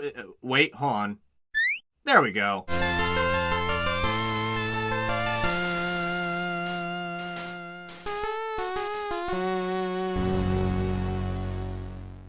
Now as for the next car on the Robot Wants a Pet train, we have Robot Wants Fishy, released in August of 2010, and is when, I think, the series becomes great. And, as an odd bit of trivia, this is the only game in the series that is sponsored by Armor Games, as the previous two and the next one are all sponsored by Max Games instead. There's probably a really interesting story behind that. Since the last game, Robot had been trying his hardest to find a friend for Kitty, and since Puppy didn't work out, he instead sets its sights on Fishy, who once again is being secured in some asinine fashion for no apparent reason in another random-ass facility. A mining facility. So we descend into the cave, grab our new weapon, a bomb that flies in a short arc, kill a giant crab boss, and acquire a teleport crystal. We slide it into the central teleporter, and now lets us access to the other areas of the game whenever we want, thus shifting the series from a linear dungeon crawl to a more non-linear experience. This is a gigantic difference. The last two games, despite having some optional stuff and things to see, really didn't emphasize / encourage exploration much at all. Here though, you're much more immersed into the map, as you have to slowly piece together what you'll need from what area in order to progress. Immediately, you can grab the shield from the Bat Cave, which lets you take an extra hit, as well as the double jump from the supply closet and the rust-proofing ability from the Crystal Caverns, which lets you swim underwater. And combined with the double jump allows you to grab the Trident back in the Bat Cave, thus allowing you to properly explore the flooded depths where the Trident warheads are waiting, and so on. It isn't as much a linear path as it was before. You can only figure out that these powers seem to be used in these areas through exploration. And as such, it's much more satisfying to watch the game unfold as you progress, since you only know how to move forward by exploring. For example, the Hacksaw ability allows you to hack into computers, thus cluing you in to revisit the PAL 1000 boss, which has several computers in the room that you have to deactivate. Or the Maglock, which lets you crawl on ceilings, until this bomb upgrade that you may have thought was unreachable is now available. In addition to the required upgrades, you can also increase the damage of your bombs, as well as the amount of bombs you throw at a time. Then, once you've collected every single upgrade, you enter Annihilator mode. Your faceplate opens up, making you look quite rad, and you become an unstoppable killing machine. And on the more optional side, you can collect these Chronox shards, which do nothing except reduce your time by 5 seconds. Yeah. Pretty useful. All of the areas are much more distinct from each other this time around. Usually the only thing that separated areas in the previous games was the type of tile that was mainly used, but here I can so easily distinguish the Crystal Caverns from the Bat Cave or the Supply Closet, as each area has unique enemies, hazards, and quirks. The Flooded Depths sees you swimming around and killing jellyfish, the Supply Closet is full of destructible blocks, the Processing Station has these presses, and the Crystal Caverns are littered with hazardous crystals. Every area is more memorable and well-defined than they were before, with each one now having their own bosses and even their own music. Oh man, if I mention how good the music is, this game has some of the best tracks in the entire series. Tracks like Bomb Slinger, March of the Bats, and Crushing Corridors are all such blood-pumping, hell yeah, awesome tracks that just make you want to get straight to work. Meanwhile, tracks like Deep Flow and Crystal Echoes produce this calming melody that make you want to take your time while still carrying that essential beat. Robot Wants Fishy just feels very complete. And speaking of which, once we finally obtain the key to the holding cell, we retrieve Fishy.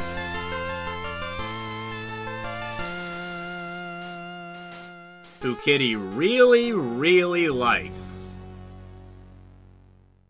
And now, with all that out of the way, we finally get to my favorite Flash game of them all, Robot Wants Ice Cream, released in September of 2010. The story this time around makes a rather interesting development, as Robot has finally had enough of Kitty's bullshit. Fighting with Puppy, eating Fishy, getting him killed on several occasions in the second game, geez, yeah, I'm fed up with him too. So Robot ejects Kitty into space and heads off with Puppy to get some ice cream from the ice cream planet, which is apparently suffering a robotic alien invasion. It happens. And the very first thing we see is a piece of ice cream being destroyed by a bomb! Life is cruel sometimes. Now in the previous games, you just had to suspend your disbelief that random pets will be guarded by tons of security and aliens, but here what's happening actually makes some sense. This planet is supposed to be peaceful and full of ice cream, but there is no ice cream because the invaders have already taken it all. We're no longer just selfishly plundering these places, we're actually somewhat stepping into the role of a hero here. Similar to the second game where Robot brought Kitty along for the adventure, this time around we have Puppy hanging out with us, except here he isn't replacing our weapon.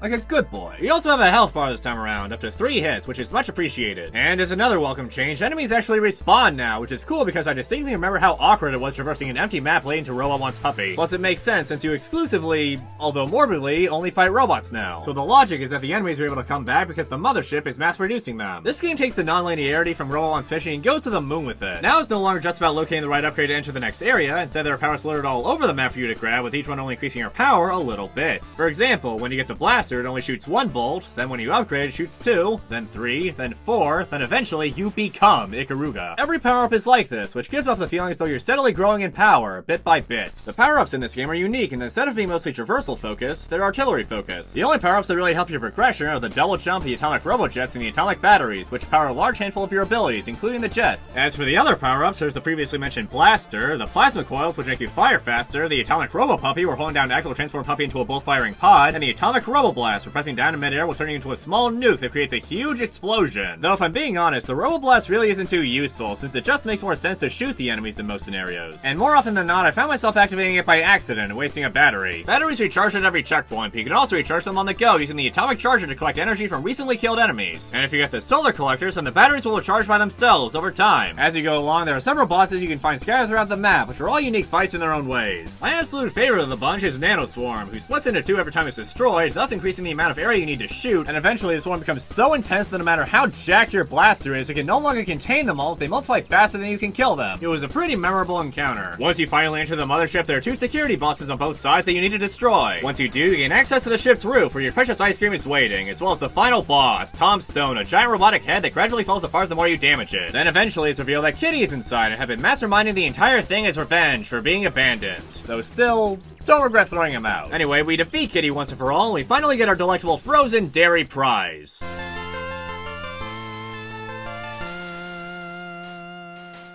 That we can't even eat. But that's not all, as from the main menu you can toggle the difficulty from normal mode to madcap mode. This mode turns the sky of blood red, reduces your HP by 1, gives all the enemies more health, some of them more speed, and others do more frequent attacks. It seems brutal, though it didn't actually take much more time than the normal mode did. But then again, that may be because I utilized a certain advantage. You see, and don't tell anyone I told you this, but if you go to the bottom right corner of the map, you'll find a secret banana ring power-up, which turns your bolts into bananas that bounce off walls. And before you ask, no, I have no idea why bouncing bananas seems to be a constant across these games. Is it the shape? Does that have something to do with it? I tried throwing a banana at the ground in real life to see if it would bounce, and all I got was a looming sense of idiocy. Or maybe it's just some obscure as hell reference that I don't understand. Yeah! Banana Swarm! Anyway, completing Madcap mode does nothing other than getting an achievement, so it really just exists for the fun of it. That's how I describe this game. Fun. Roll Once Ice Cream is the most defining example of a Flash game out there. The art style is modernly retro, the writing is quirky and full of personality, and the game is short, yet really fun and replayable. The game is so easy to just pick up and play. It can be beaten in less than an hour or even 30 minutes, but it's still a great experience from beginning to end. Short and sweet, I guess you could say. And dare I say that Robot Wants Ice Cream is one of the greatest Flash games of all time.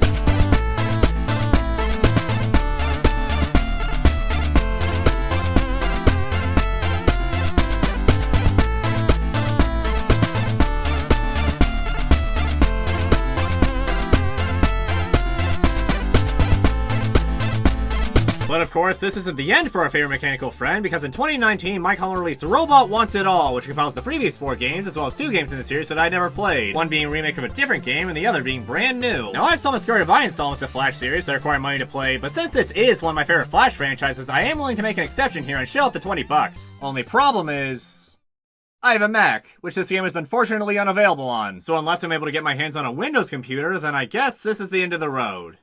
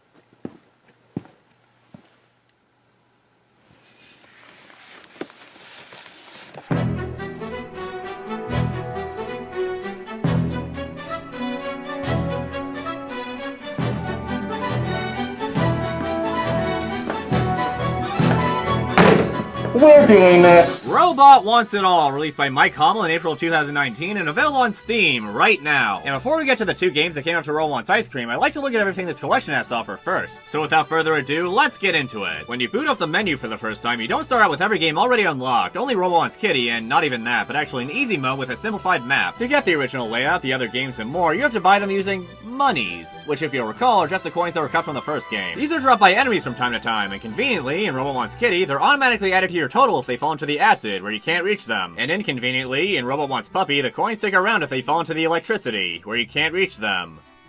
Sort of. You actually can reach them, but it requires killing yourself in the process. And since money is stingy this early in the game, it won't be uncommon for you to actually take the plunge and kill yourself for a single measly coin. You're also awarded with coins at the end of each level for doing certain things. Stuff like getting a good time, not dying that much, killing enough enemies, getting every power-up, or finding the hidden superstar, which can now be found somewhere in every level. However, you can also be penalized at the end for stuff like being too slow, dying too much, or having terrible accuracy with your shots. Oh, and also for some reason, if you linger on the purchase screen for too long, then all the items will start to drift away.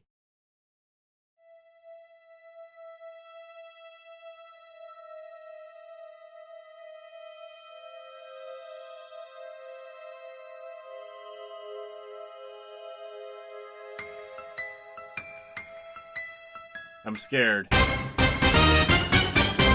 Among the stuff you can purchase are mutators, which are equipable gameplay elements that have varying effects on the game once applied. You can have 3 of them equipped at any time, and they all range in usefulness. First is the hardcore mutator, which makes you restart from the beginning when you die. Or in other words, permadeath. And obviously checkpoints won't work while this is on. The dark mutator gives you tunnel vision, you can't see more than 5 feet in front of you. This one is an absolute nightmare in the games where you die in one hit. The caffeine mutator makes all the enemies and enemy projectiles move really fast. Whoa! Look at Nanoswarm go! He's had too much! The Madcat mutator turns from Robo One's ice cream, except now it's compatible with every game. Like before, the background turns red, all the enemies are given more health, and many of them are feistier than usual. For instance, the evil robots will now turn around when hit, Crumps will periodically do a little jump, the bats will lunge at you now, etc. And in Robo One's ice cream specifically, you still have all 3 hearts, unlike the original Madcap where you only had 2. Plus, there are now Bizarro robots littering the underground, when before they only spawned during the Angry Box boss fight. And speaking of which, damn do some of these bosses become pretty intense in Madcap mode. I think of all the mutators, this one is worth checking out the most, just to see what changes. The respawn mutator causes enemies you defeat to respawn in random locations, including places that they're not supposed to be in, like the ice cream vault. And then before you know it, the entire map is just a cacophony of out-of-place enemies. It gets pretty wild. The tiny mutator is the opposite of the dark mutator, where instead of limiting your view, it zooms the camera out so you can see more at once. The hyper fighting mutator is really interesting. This makes enemies shoot projectiles way more often, however their bullets are slower, can be destroyed by your own bullets, and you gain a new ability where, if you hold C for 3 seconds, then you can wipe out every projectile on the screen. The infrared mutator just turns the game red. Yeah. Then there's the Accelerator mutator, which causes your speed to increase whenever you kill an enemy, which gradually gets higher and higher the more enemies you kill in a row. You can get a really sick rhythm going with this one, it's crazy fun to blast through levels with. The Goodies mutator causes time orbs and letters to spawn in each level. The letters are for spelling out a word in a short amount of time, kind of like a weird optional minigame. Meanwhile, the time orbs decrease your time by 5 seconds when collected, and can be found randomly all over the map. The Loot mutator will cause crates to spawn in the level, which upon being destroyed will drop money. And the more you break, the more money they'll drop. First 1, then 2, then 3, until eventually capping at 10. You can really rack up the money with this, especially since breaking every single crate in the level will actually net you a bonus during the end screen. And finally, we have what is probably the best mutator in the game, the Deadly mutator, which causes your projectiles to move twice as fast, as well as insta-kill enemies and bosses. However, you gain no time from killing enemies, and that's not really much of a downside. Considering it allows you to kill any enemy and boss instantly, you'll still be saving way more time. Sure, using it gives you a penalty on the end screen, but this mutator still completely breaks the game in half. It's so ridiculously powerful that it almost feels like cheating, but no, it's completely legit. In addition to the mutators, you can also buy different chassis the robot can upload himself into, each of which have their own unique attributes, such as the Safety Bot, which has no unique attributes. Pretty snazzy though, I have to say. On the other hand, we have the Turbo Bot, which moves faster, making it the go-to chassis for speedruns. Wait. Speed? I have an idea. Alright, here we go. Come on, come on. Yes! We did it! We saved the ice cream cone?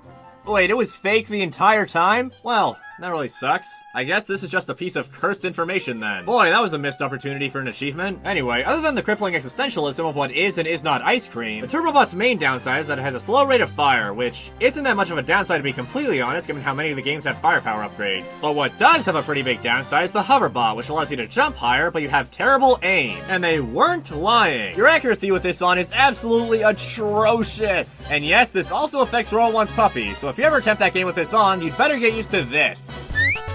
So I guess if you thought the game wasn't hard enough, and you needed to add some ball-busting RNG to the mix, then this is for you. The Tank Bot is slow and does half damage, but can take an extra hit and is decked with a pair of extreme rapid-fire machine guns and missiles. You can even see little bullet casings fly out when you use the gun. Damn, robots really hardened over the years. Or not, because next up is the Love Bot, which shoots exploding hearts at enemies that do additional damage. I actually think this one's really funny, because it's the only chassis that gives robot legs, which, I don't know, I just find that kind of amusing. It's like, hey, I'm gonna get ya, I'm gonna get ya. And lastly is the Robot Deluxe, which makes enemies more likely to drop money while equipped. Whoa! Whoa! I'm rich! Look at this absurd amount of loot! All in all, the different chassis are a really cool addition to the games and give them a great deal of replayability. I love all the extra details, like how each one of them has a different looking bullet. Each game in the series is divided into 4 parts that you can purchase. An easy mode with a simplified map, a classic mode with the original and altered map, a remix mode with a much more difficult map, and a history section to gain a little insight into the development of each game. Some details include how the original Robo Wants Kitty was born from a game jam, or how bosses were given health bars in Robo Wants Fishy just so Hummel could make a bunch of puns. Interesting stuff. Alright, now let's go through all the games in order and discuss changes. First of all, in every game there's this weird fog covering the level that clears away as you explore, which I believe was implemented so there could be more liberty with the level design. For example, in the Robo Wants Fishy remix, you start by falling all the way down the level, and had there been no fog, then it might have spoiled a bunch of later parts. When Robot dies...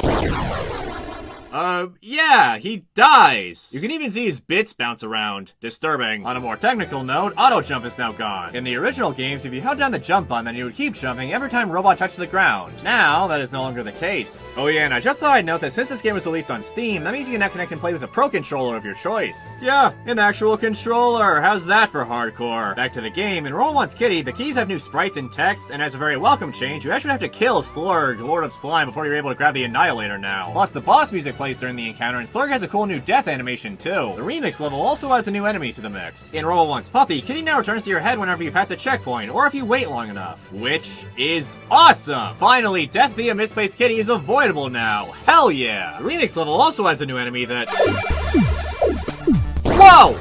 Shit! If it looks at you, you die! It can even kill Kitty! Oh, and for some reason, the ceiling cat is bugged, as while climbing on the ceiling, Robot twitches a little, which is not quite as smooth as it was in the original, or the trailer for this game. On to Robo Wants Fishy, projectiles reflected with the Tri-Prism now change colors, proper boss swords have been added for all the bosses, and... sadly, when you get all the upgrades, you no longer turn into the Robot of Doom. I assume this was done because the sprite doesn't match any of the unlockable chassis, and so it couldn't be used unless a version was made for every costume. Damn shame. The remix and easy levels once again add a new enemy that is invincible at the front and has a forward charge move. Also, as a neat touch, the multiple sections of the new levels have unique names when entering through the teleporter. Those being Crab Kingdom, Widget Factory, Widget Storage, and Crystalline Caves in the easy mode, and Gloomy Grotto, the Pit of Despair, Echo Cavern, Crusher Testing, Shipping and Receiving, and Deep Rock Mines in the remix mode. In Robo Wants Ice Cream, you can now restore health by walking past any checkpoint, which I'm actually surprised wasn't in the original game, given that this was a feature in Robo Wants Fishy. Additionally, when you kill an enemy and grab their atomic energy, the particles now turn purple and play a sound effect upon collection, which is a much welcome change, as before it was actually quite difficult to register when you had done so, and is part of why the power-up often felt kind of useless. Oh yeah, and the bizarre robots have their own sprites now. Man, I wish I had a frickin' sprite. The various remix levels are all different flavors of nuts. The Robo Wants Kitty remix at times felt like a sprawling maze. I kept falling into a loop where I would finish a small section, get the power-up I needed, and then wander around for minutes trying to find the next place to go. There were several parts of the Robo Wants Puppy remix where it felt like I was playing a ROM hack, with sections like this one where you have to fling Kitty onto enemies in mid-air. Robo Wants Fishy's remix has the obtuse angler in the first room, so there's just shit flying everywhere right at the start. And the Robo Wants Ice Cream remix is almost like a whole new game. Here, in addition to dropping the usual stuff, enemies will also drop sprinkles, which you can use to unlock these sprinkle doors, should you collect 50 of them. You can also take the sprinkles to this guy, Kone J. Waffle, a native of Happy Ice Cream Planet who's acquired a monopoly on double jumps and will sell them to you for 50 sprinkles each. Oh, and by the way, the crates from the Loot Mutator also drop sprinkles, so make sure to have that equipped. The remix also adds these barriers, which you have to destroy using the Robo Bomb, finally giving that power-up a proper use. The Banana Ring is also in the remix, but this time around you have to go through an invisible maze to get it. Alright, no sweat, just gotta feel around and...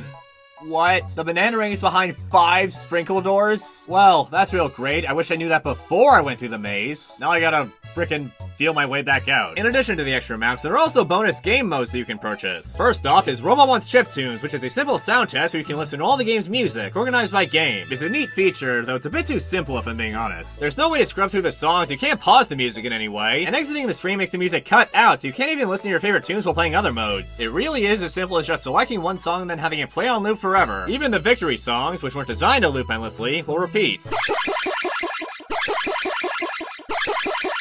Then there's Robo Wants Data, which is a sort of bestiary for all the game's enemies, bosses, and a few others. Though you don't have all the entries unlocked at the start, rather you have to collect data cards that enemies drop upon death, which will slowly unscramble their entry in the log. Robot also drops cards when he dies, though unless you're dying close to a checkpoint, they're likely to despawn before you can get to them, should they ever drop. So what you want to do is go to this checkpoint in Robo Wants Kitty, and then just keep walking to the acid. Like the coins, the data cards that fall in will automatically be added to your total, so you can just keep doing this until you get all the data. Entries are organized by game, which means enemies that appear in multiple games, such as the Bad Robot and the Copter Bot, must have have data collected for each game they appear in. There are tons of awesome details and quirks to observe here, such as how the merps exert a sort of bioluminescence to explain why they have no shading at all, or the jelloid, which is apparently completely uninteresting. While some of the entries just take the opportunity to make jokes, others are more lore focused. For example, many of the entries for Robo One's Ice Cream mention name redacted, which of course refers to Kitty, as to not reveal his identity prior to the fight with Tom Stone. Plus, these entries confirm that Kitty was the mastermind behind the Happy Ice Cream Planet invasion. Huh, maybe he was locked up for a reason. Other entries will also periodically mention this Emperor Trump character, who will become a focal point of the final game. For now, let's cover the rest of the bonus content, starting with Robo One's Cat, which was the first attempt at designing an easy mode for Robo One's Kitty that ended up being a lot harder than intended, and I suspect was the inspiration for having the easy modes not use all of the power-ups. Another one is Robo One's Mayhem, which is a sort of endless battle mode version of Robo One's Ice Cream. Battle an unending horde of monsters until you die. Just like life. Damn! Just as the description says, you're tasked with collecting power-ups while enemies endlessly spawn as time progresses. Each power-up you collect will lead you in the direction of the next one, and if you lose all 3 of your hearts, then it's game over. Puppy really comes in handy here. He's great for shooting around corners when you're under fire. I think this mode is alright, though it's a bit bare, since the enemies that appear are limited to those found in Robo One's Ice Cream, and bosses never spawn. Oh well. And then we have Robot Warps Quickly, which unlike the other games is in a space shooter style that needs no introduction. And in true space shooter fashion, enemies can drop power-ups that upgrade your speed, your blaster, a missile launcher that homes in on enemies, and a huge laser that annihilates anything in its path after a short charge-up. You can switch between these 3 weapons at any point by pressing Z. You can also get some one-use items like Option, which deploys Puppy to fight for you, or the Nuke, which destroys everything on screen. Just remember that you can only hold one of these at a time. While playing, you'll periodically be confronted by this Star Maniac, who's like the Space Maniac, except vertical. The enemies are organized into waves, with each wave being capped off with a Star Maniac encounter. And no, this mode doesn't have any other bosses. So get used to this guy moving up and down while shooting at you. Plus, he gets faster and fires more bullets the longer you play, which can be very tough to dodge if you don't have enough speed, because at the start, you move very slow. You die in 1 hit and have 3 lives. Once you lose all 3, the game is over and your score is logged. This mode's base game is actually really hard, but that's what unlockables are for. The Accelerator Mutator will cover the early game slowness and give you more time to maneuver around obstacles. The Deadly Mutator will kill all enemies instantly, so you'll have no more trouble with the Star Maniac. And lastly, the Hyper Fighting Mutator will make projectiles destructible, so you won't even have to worry about dodging. Then if you equip the Tank Bot, you'll gain not only rapid fire, but you'll also be able to tank an additional hit per life. That practically doubles your health. Next, just play normally till you get every upgrade, get yourself positioned right, then just hop a C battery onto the X key, and congratulations! Now all that's left is just sit back and rack up that score. In the meantime, you can play some other games, you can learn an instrument, you can even read a book. Wait, I've already read this. Anything is possible. And while you do all that, your trusty Duracell bro will be hard at work getting you that high score. And don't worry, it is, in fact, all 100% legit. You're just using built-in mechanics to your advantage, and once you've gotten every power-up, nothing will be able to interrupt your winning spree. I cannot believe this. Robot is unstoppable. Practically nothing can get past your wave of death. Though I'll be honest, even when you're not abusing the game's mechanics, this mode gets boring real quick. There's very little variety in how the enemies approach you from wave to wave, so they just keep repeating the same patterns over and over, only faster. It eventually gets pretty redonkulous. Take the Star Maniac, for instance. Whoa, look at him go, whoa! It's a little reminiscent of old arcade games in a way, where the whole thing is really just throwing the same level at you over and over until you eventually mess up. Or in this case, the enemy projectiles are coming so fast that they actually end up flying in between your bullets. But regardless, let it be known that I currently hold the highest documented score on Robot Warps Quickly. Place the crown upon my head. Anyway, the next mode is the inverse role wants Fishy. Fishy wants Robot. You play as Fishy, who must swim around, collect power-ups to save Robot before he rusts in the undersea conditions. And despite clearly being based off Role Wants Fishy, heck, the Konak shards even make a return, this game feels a lot more like its own standalone thing compared to the other bonus games, complete with its own unique set of power-ups. Instead of bombs, you have bubbles, which you can upgrade just as you would expect. Instead of a double jump, you have a dash that lets you speed through the water, and so on. The main goal here is to get the Sneezing Powder ability, which allows you to open clams scattered throughout the level that hold various power-ups and the key to Robot's cage. However, once you get the Sneezing Powder, you will start getting haunted by the invincible ghost of the obtuse angler who will pursue you endlessly. And it's even worse with a Madcat Mutator, where there will be 2 of them instead. Man, and I thought he was hard to get rid of before. On the surface, it seems like a new spin on the old Robot Adventure, though one big difference is that the map is randomly generated every time you play. So the power-ups will be in different places, the tiles will have a unique layout, the items inside the clams will be shuffled, and all the enemies will be in new spots. And if you were to just pop the Hardcore Mutator on, then we would have a pure-blooded robot roguelike on our hands. Oh, and as an added bonus, the multiple chassis also work on Fishy, giving him a new look and working about how you would expect. Oh my god, look at the little heart-shaped bubbles! This is amazing. My favorite one is the Fishy Deluxe, since it just gives him sunglasses, which, yes, are totally necessary to have underwater in a cave. Deal with it. And now onto the last thing you can purchase in the shop. For $500 each, you can buy cheats, which you can toggle in the main menu. The invincibility cheat makes you immune to all forms of damage, though you still die in acid, lava, and water if you don't have the rust-proofing ability. The visibility cheat just gets rid of the fog, which is a little underwhelming, but I guess it's convenient. Then there's the mobility cheat, which will give you infinite double jumps, allowing you to do some serious sequence breaking. And lastly is the firepower cheat, which associates you with immense power that varies from game to game. Robot Wants Kitty has a souped up version of the Annihilator with a dash of random spread. Robot Wants Fishy has you firing 4 bombs at once with the tritium warheads and at an impossibly fast rate. Same goes for Fishy Wants Robot. And then we get to Robot Wants Ice Cream, where everywhere you look is just straight up death, with rapid fire and bulk counts that far exceed what you can achieve normally. And if you get the banana ring, well, what comes out of that can only be described as untold mayhem. You can get some absolutely bonkers runtimes by abusing these cheats. In fact, collecting the ice cream in Robot Wants Ice Cream decreases your time, so if you're fast enough, then you can actually get your time down to 0. Cheating is fun, though on the other hand, it does also make completing the game a bit of a wash. The main penalty for using cheats is that your scores aren't listed on the scoreboards, and the game calls you a scumbag in the bottom right corner. However, even while cheats are turned on, you can still collect data, get achievements, and collect awards. You're penalized 30 coins for cheating at all during a run, but like the Deadly Mutator, this is hardly a downside, since cheating can net you some of the best paying awards in the game, namely Flawless Victory and Speedy, which are worth 50 each. Not that money really matters that much, since by this point you should have already bought everything. And I guess while we're talking about awards, you can view them alongside the achievements, which are no different from how they were before, including the part where the game won't tell you how to get an achievement that you don't have. And again, I have to ask, what's the point? It's not like a big mystery, I can just look it up online right now. And not helping is that some of these achievements are so specific that you would never guess how to get them on your own. Especially the last column, where you have to beat a certain game with 2 specific mutators equipped. Beat Robot Wants Ice Cream with Madcap and Infrared? Beat Robot Wants Kitty with Hardcore and Deadly? Who's supposed to guess this? I mean, I assume you're supposed to guess since it doesn't tell you how to get these, but still. There's no way you could possibly complete any of these by accident. As for the last thing we can check out, at any time you can visit the stats screen where you can view your completion, accuracy, death count, kill count, and other miscellaneous things. And I think that just about wraps up Robot Wants It All. So now, with all that said and done, let's finally get to those last 2 games.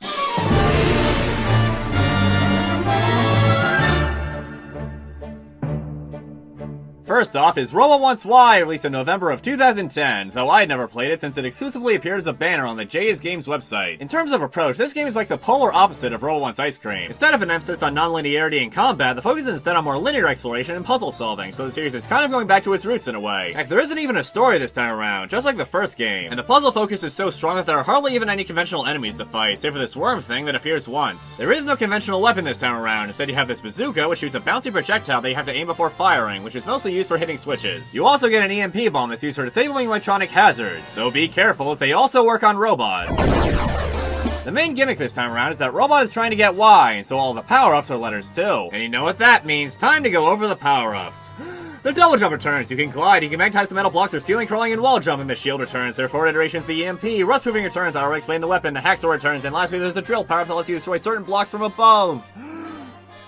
In total, that is 13 total power-ups, a series record. Plus, there are also 7 Jiggy Man pieces scattered around, which again, do nothing, though you do get an award for finding them all. And then, there's also, okay, if I'm being honest, this game is kind of boring. One thing that I knocked the first 3 games for is that since enemies didn't respawn, then once you killed everything, the game would become kind of a slog, since by that point you're just wandering around an empty map looking for something to do. And since Robot Wants Y doesn't have any enemies to begin with, that problem just sort of happens immediately. The maps of this game aren't designed like typical Metroidvania maps with linear paths and sections and stuff. They're more in line with something like a puzzle box, where every power-up you get makes the level unfold a little bit more. Or to say it more cynically, you've got a key in the bottom right corner, which opens a door in the top left corner, that you forgot existed. And to combat that sort of scenario, what Metroidvanias will usually do is try to make any important areas memorable in some way, so the player knows to return there upon getting a power-up. And well, I don't know if you've noticed this about Robot Wants Y, but everything looks the same. There are no distinct areas, the entire map is just cave. The lack of interesting scenery makes everything that you're supposed to remember incredibly forgettable, thus making it really easy to get lost while searching for shit to do. And while you backtrack, you have to constantly re-disable the stompers and barriers to get around, since they only stay deactivated temporarily. As for the other maps, the remix mode for this game is actually quite unique, since it has a whole new boss fight instead of just a new enemy. And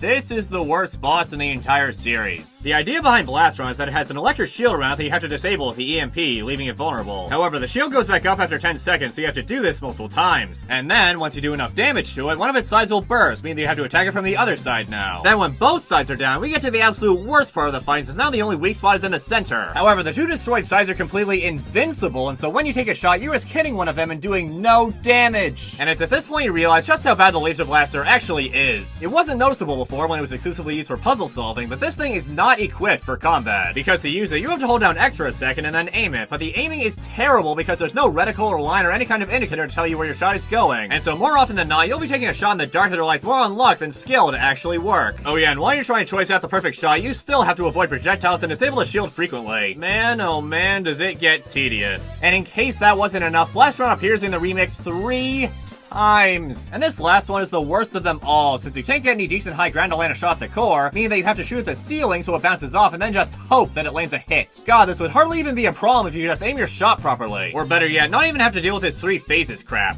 Alright, let's see, there was a weird glitch with a mag block that I encountered. That was cool. It's hard to see in-game because the completion screen pops up, but for a split second when you get Y, it says, "You win." Why? Because Robot wants it. Which I assume is a remnant from the old banner version of the game. What else? No, that's it. The game is just kind of tedious and I don't want to play it again. But oh well, maybe the next game will offer something more interesting.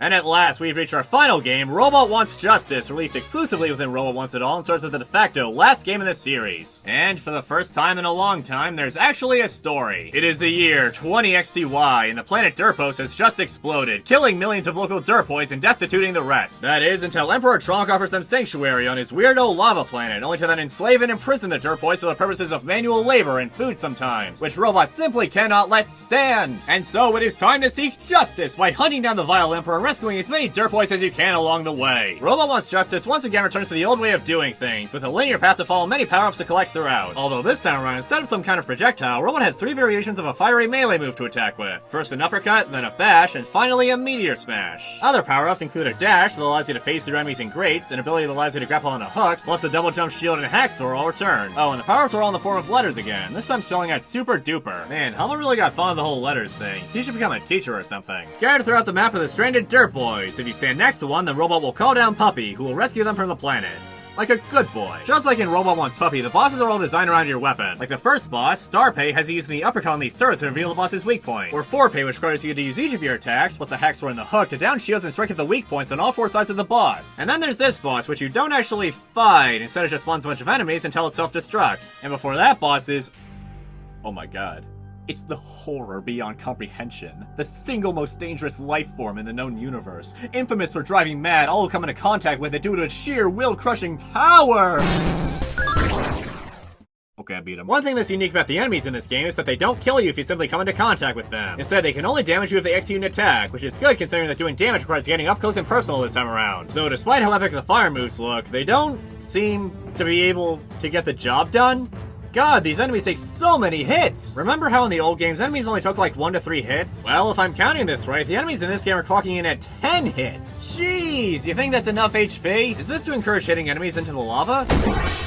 Yeah, that sure is fun, but lava isn't always available, so a lot of the time you just have to kill the enemies slowly and painfully. Now I know what you're thinking, just ignore the enemies, you don't have to kill them, except that killing them is the only way to get data. So if you want to complete the game, then you kinda have to. And combat really sucks before you get the dash, as uppercutting enemies into lava is really hard. And so you'll often end up spending a lot of time on just one enemy, since every time you land a hit, they're knocked somewhere, so you have to reposition yourself to get the next hit in. And meanwhile, Robot in the previous game still removed through like 20 enemies. According to the history section, the game was originally conceived to be somewhat of a stealth game, so perhaps enemies being so tough was a remnant of that. But in the end, the data system kind of shoots this idea in the foot, plus the stealth aspect wasn't even leaned into that heavily, so now enemies are just annoyingly beefy without much reason. Just turn on the deadly mutator, it's not worth it. I really hate this part near the beginning. You see, the phaser power-up allows you to dash through grates, but if you come soloable inside one, then you die. And this grate is just barely too far to clear easily, meaning that you have to time your jump really precisely just to make it pass. And even if you do make it pass, you can still overshoot it and fall into the lava. It's all because of this stupid pipe. When you do the jump, you hit your head on it, which screws up your jump. So the only way to pull this off is to do it from the absolute edge and get the timing on the phaser just right. I think I speak for all of us when I say that missing your jump because you hit the ceiling isn't fair. And if that wasn't bad enough, there's an even worse section in the remix map. Now, I could accept that some of the remix levels can be absurdly difficult, even early on, but this one part is some real grade A B-boy bullshit. It starts with you latching onto this hook here, and so naturally next you have to reach that hook there. However, if you hit the end of this platform, it'll ruin your momentum and cause you to fall.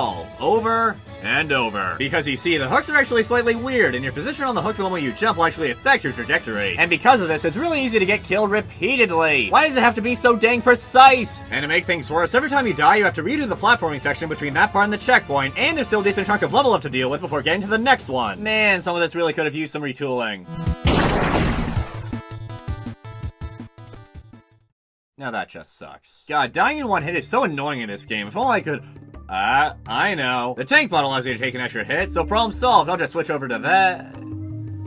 What? Okay, so you know how you can select your chassis for all the other games to get special abilities and quirks? Well, apparently, for Robot Wants Justice, and only Robot Wants Justice, every single chassis special abilities, except the Robot Deluxe, are disabled! Which is just... why? Would certain chassis have made certain platforming sections impossible? Would they have messed with the progression of certain boss fights? Was the tank bot's ability to take an extra hit just a bit too broken? Why? God damn it, this could have been the only game where the hoverbot is useful. This just makes no sense to me. If you're worried about balance, then why allow them in every single game except for one? It's not like mutators aren't allowed. Anyway, at the end you board Trunk's ship to confront the big man himself. And he's just... sitting there. Menacingly. None of your attacks do anything, that is until you try the uppercut, which reveals that his hair is not only fake, but alive too. And once he's lifted from Trunk's head, whose brain then becomes exposed, he'll start attacking with a cannon, an axe, and dual pistols. Dealing 3 hits to 2 will leave Trunk vulnerable to damage from the top.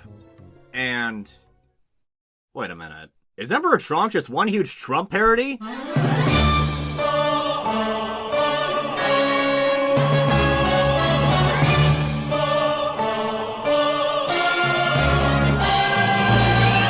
Let's see, orange skin, blonde hair, then joke about the hair being fake, small hands. The daily logs even include a wall reference. Yeah, seems pretty cut and dry. It goes deeper. According to the history section, the game is somewhat of an allegory for the concentration camps that are set up at the United States-Mexico border, with the Derpoys being stand-ins for immigrants. So then what does the planet Derpos exploding mean? Did Mexico blow up in real life and I just didn't notice?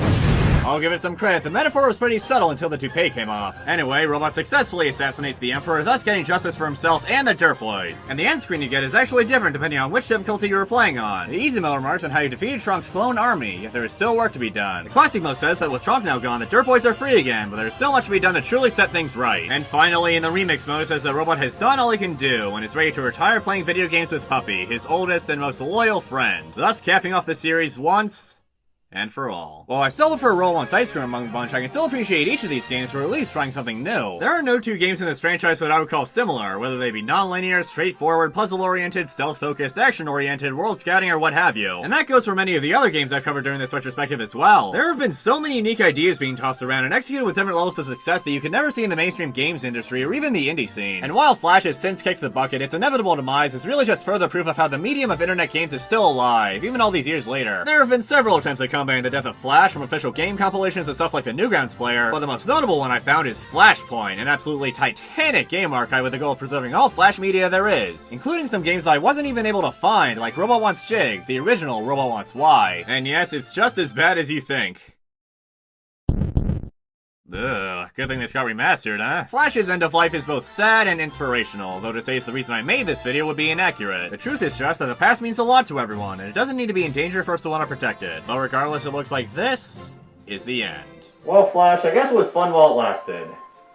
But not everything lasts forever.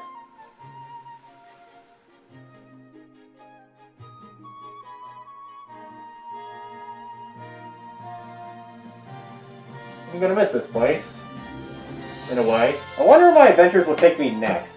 Quite exciting, really. Meh, it'll probably suck.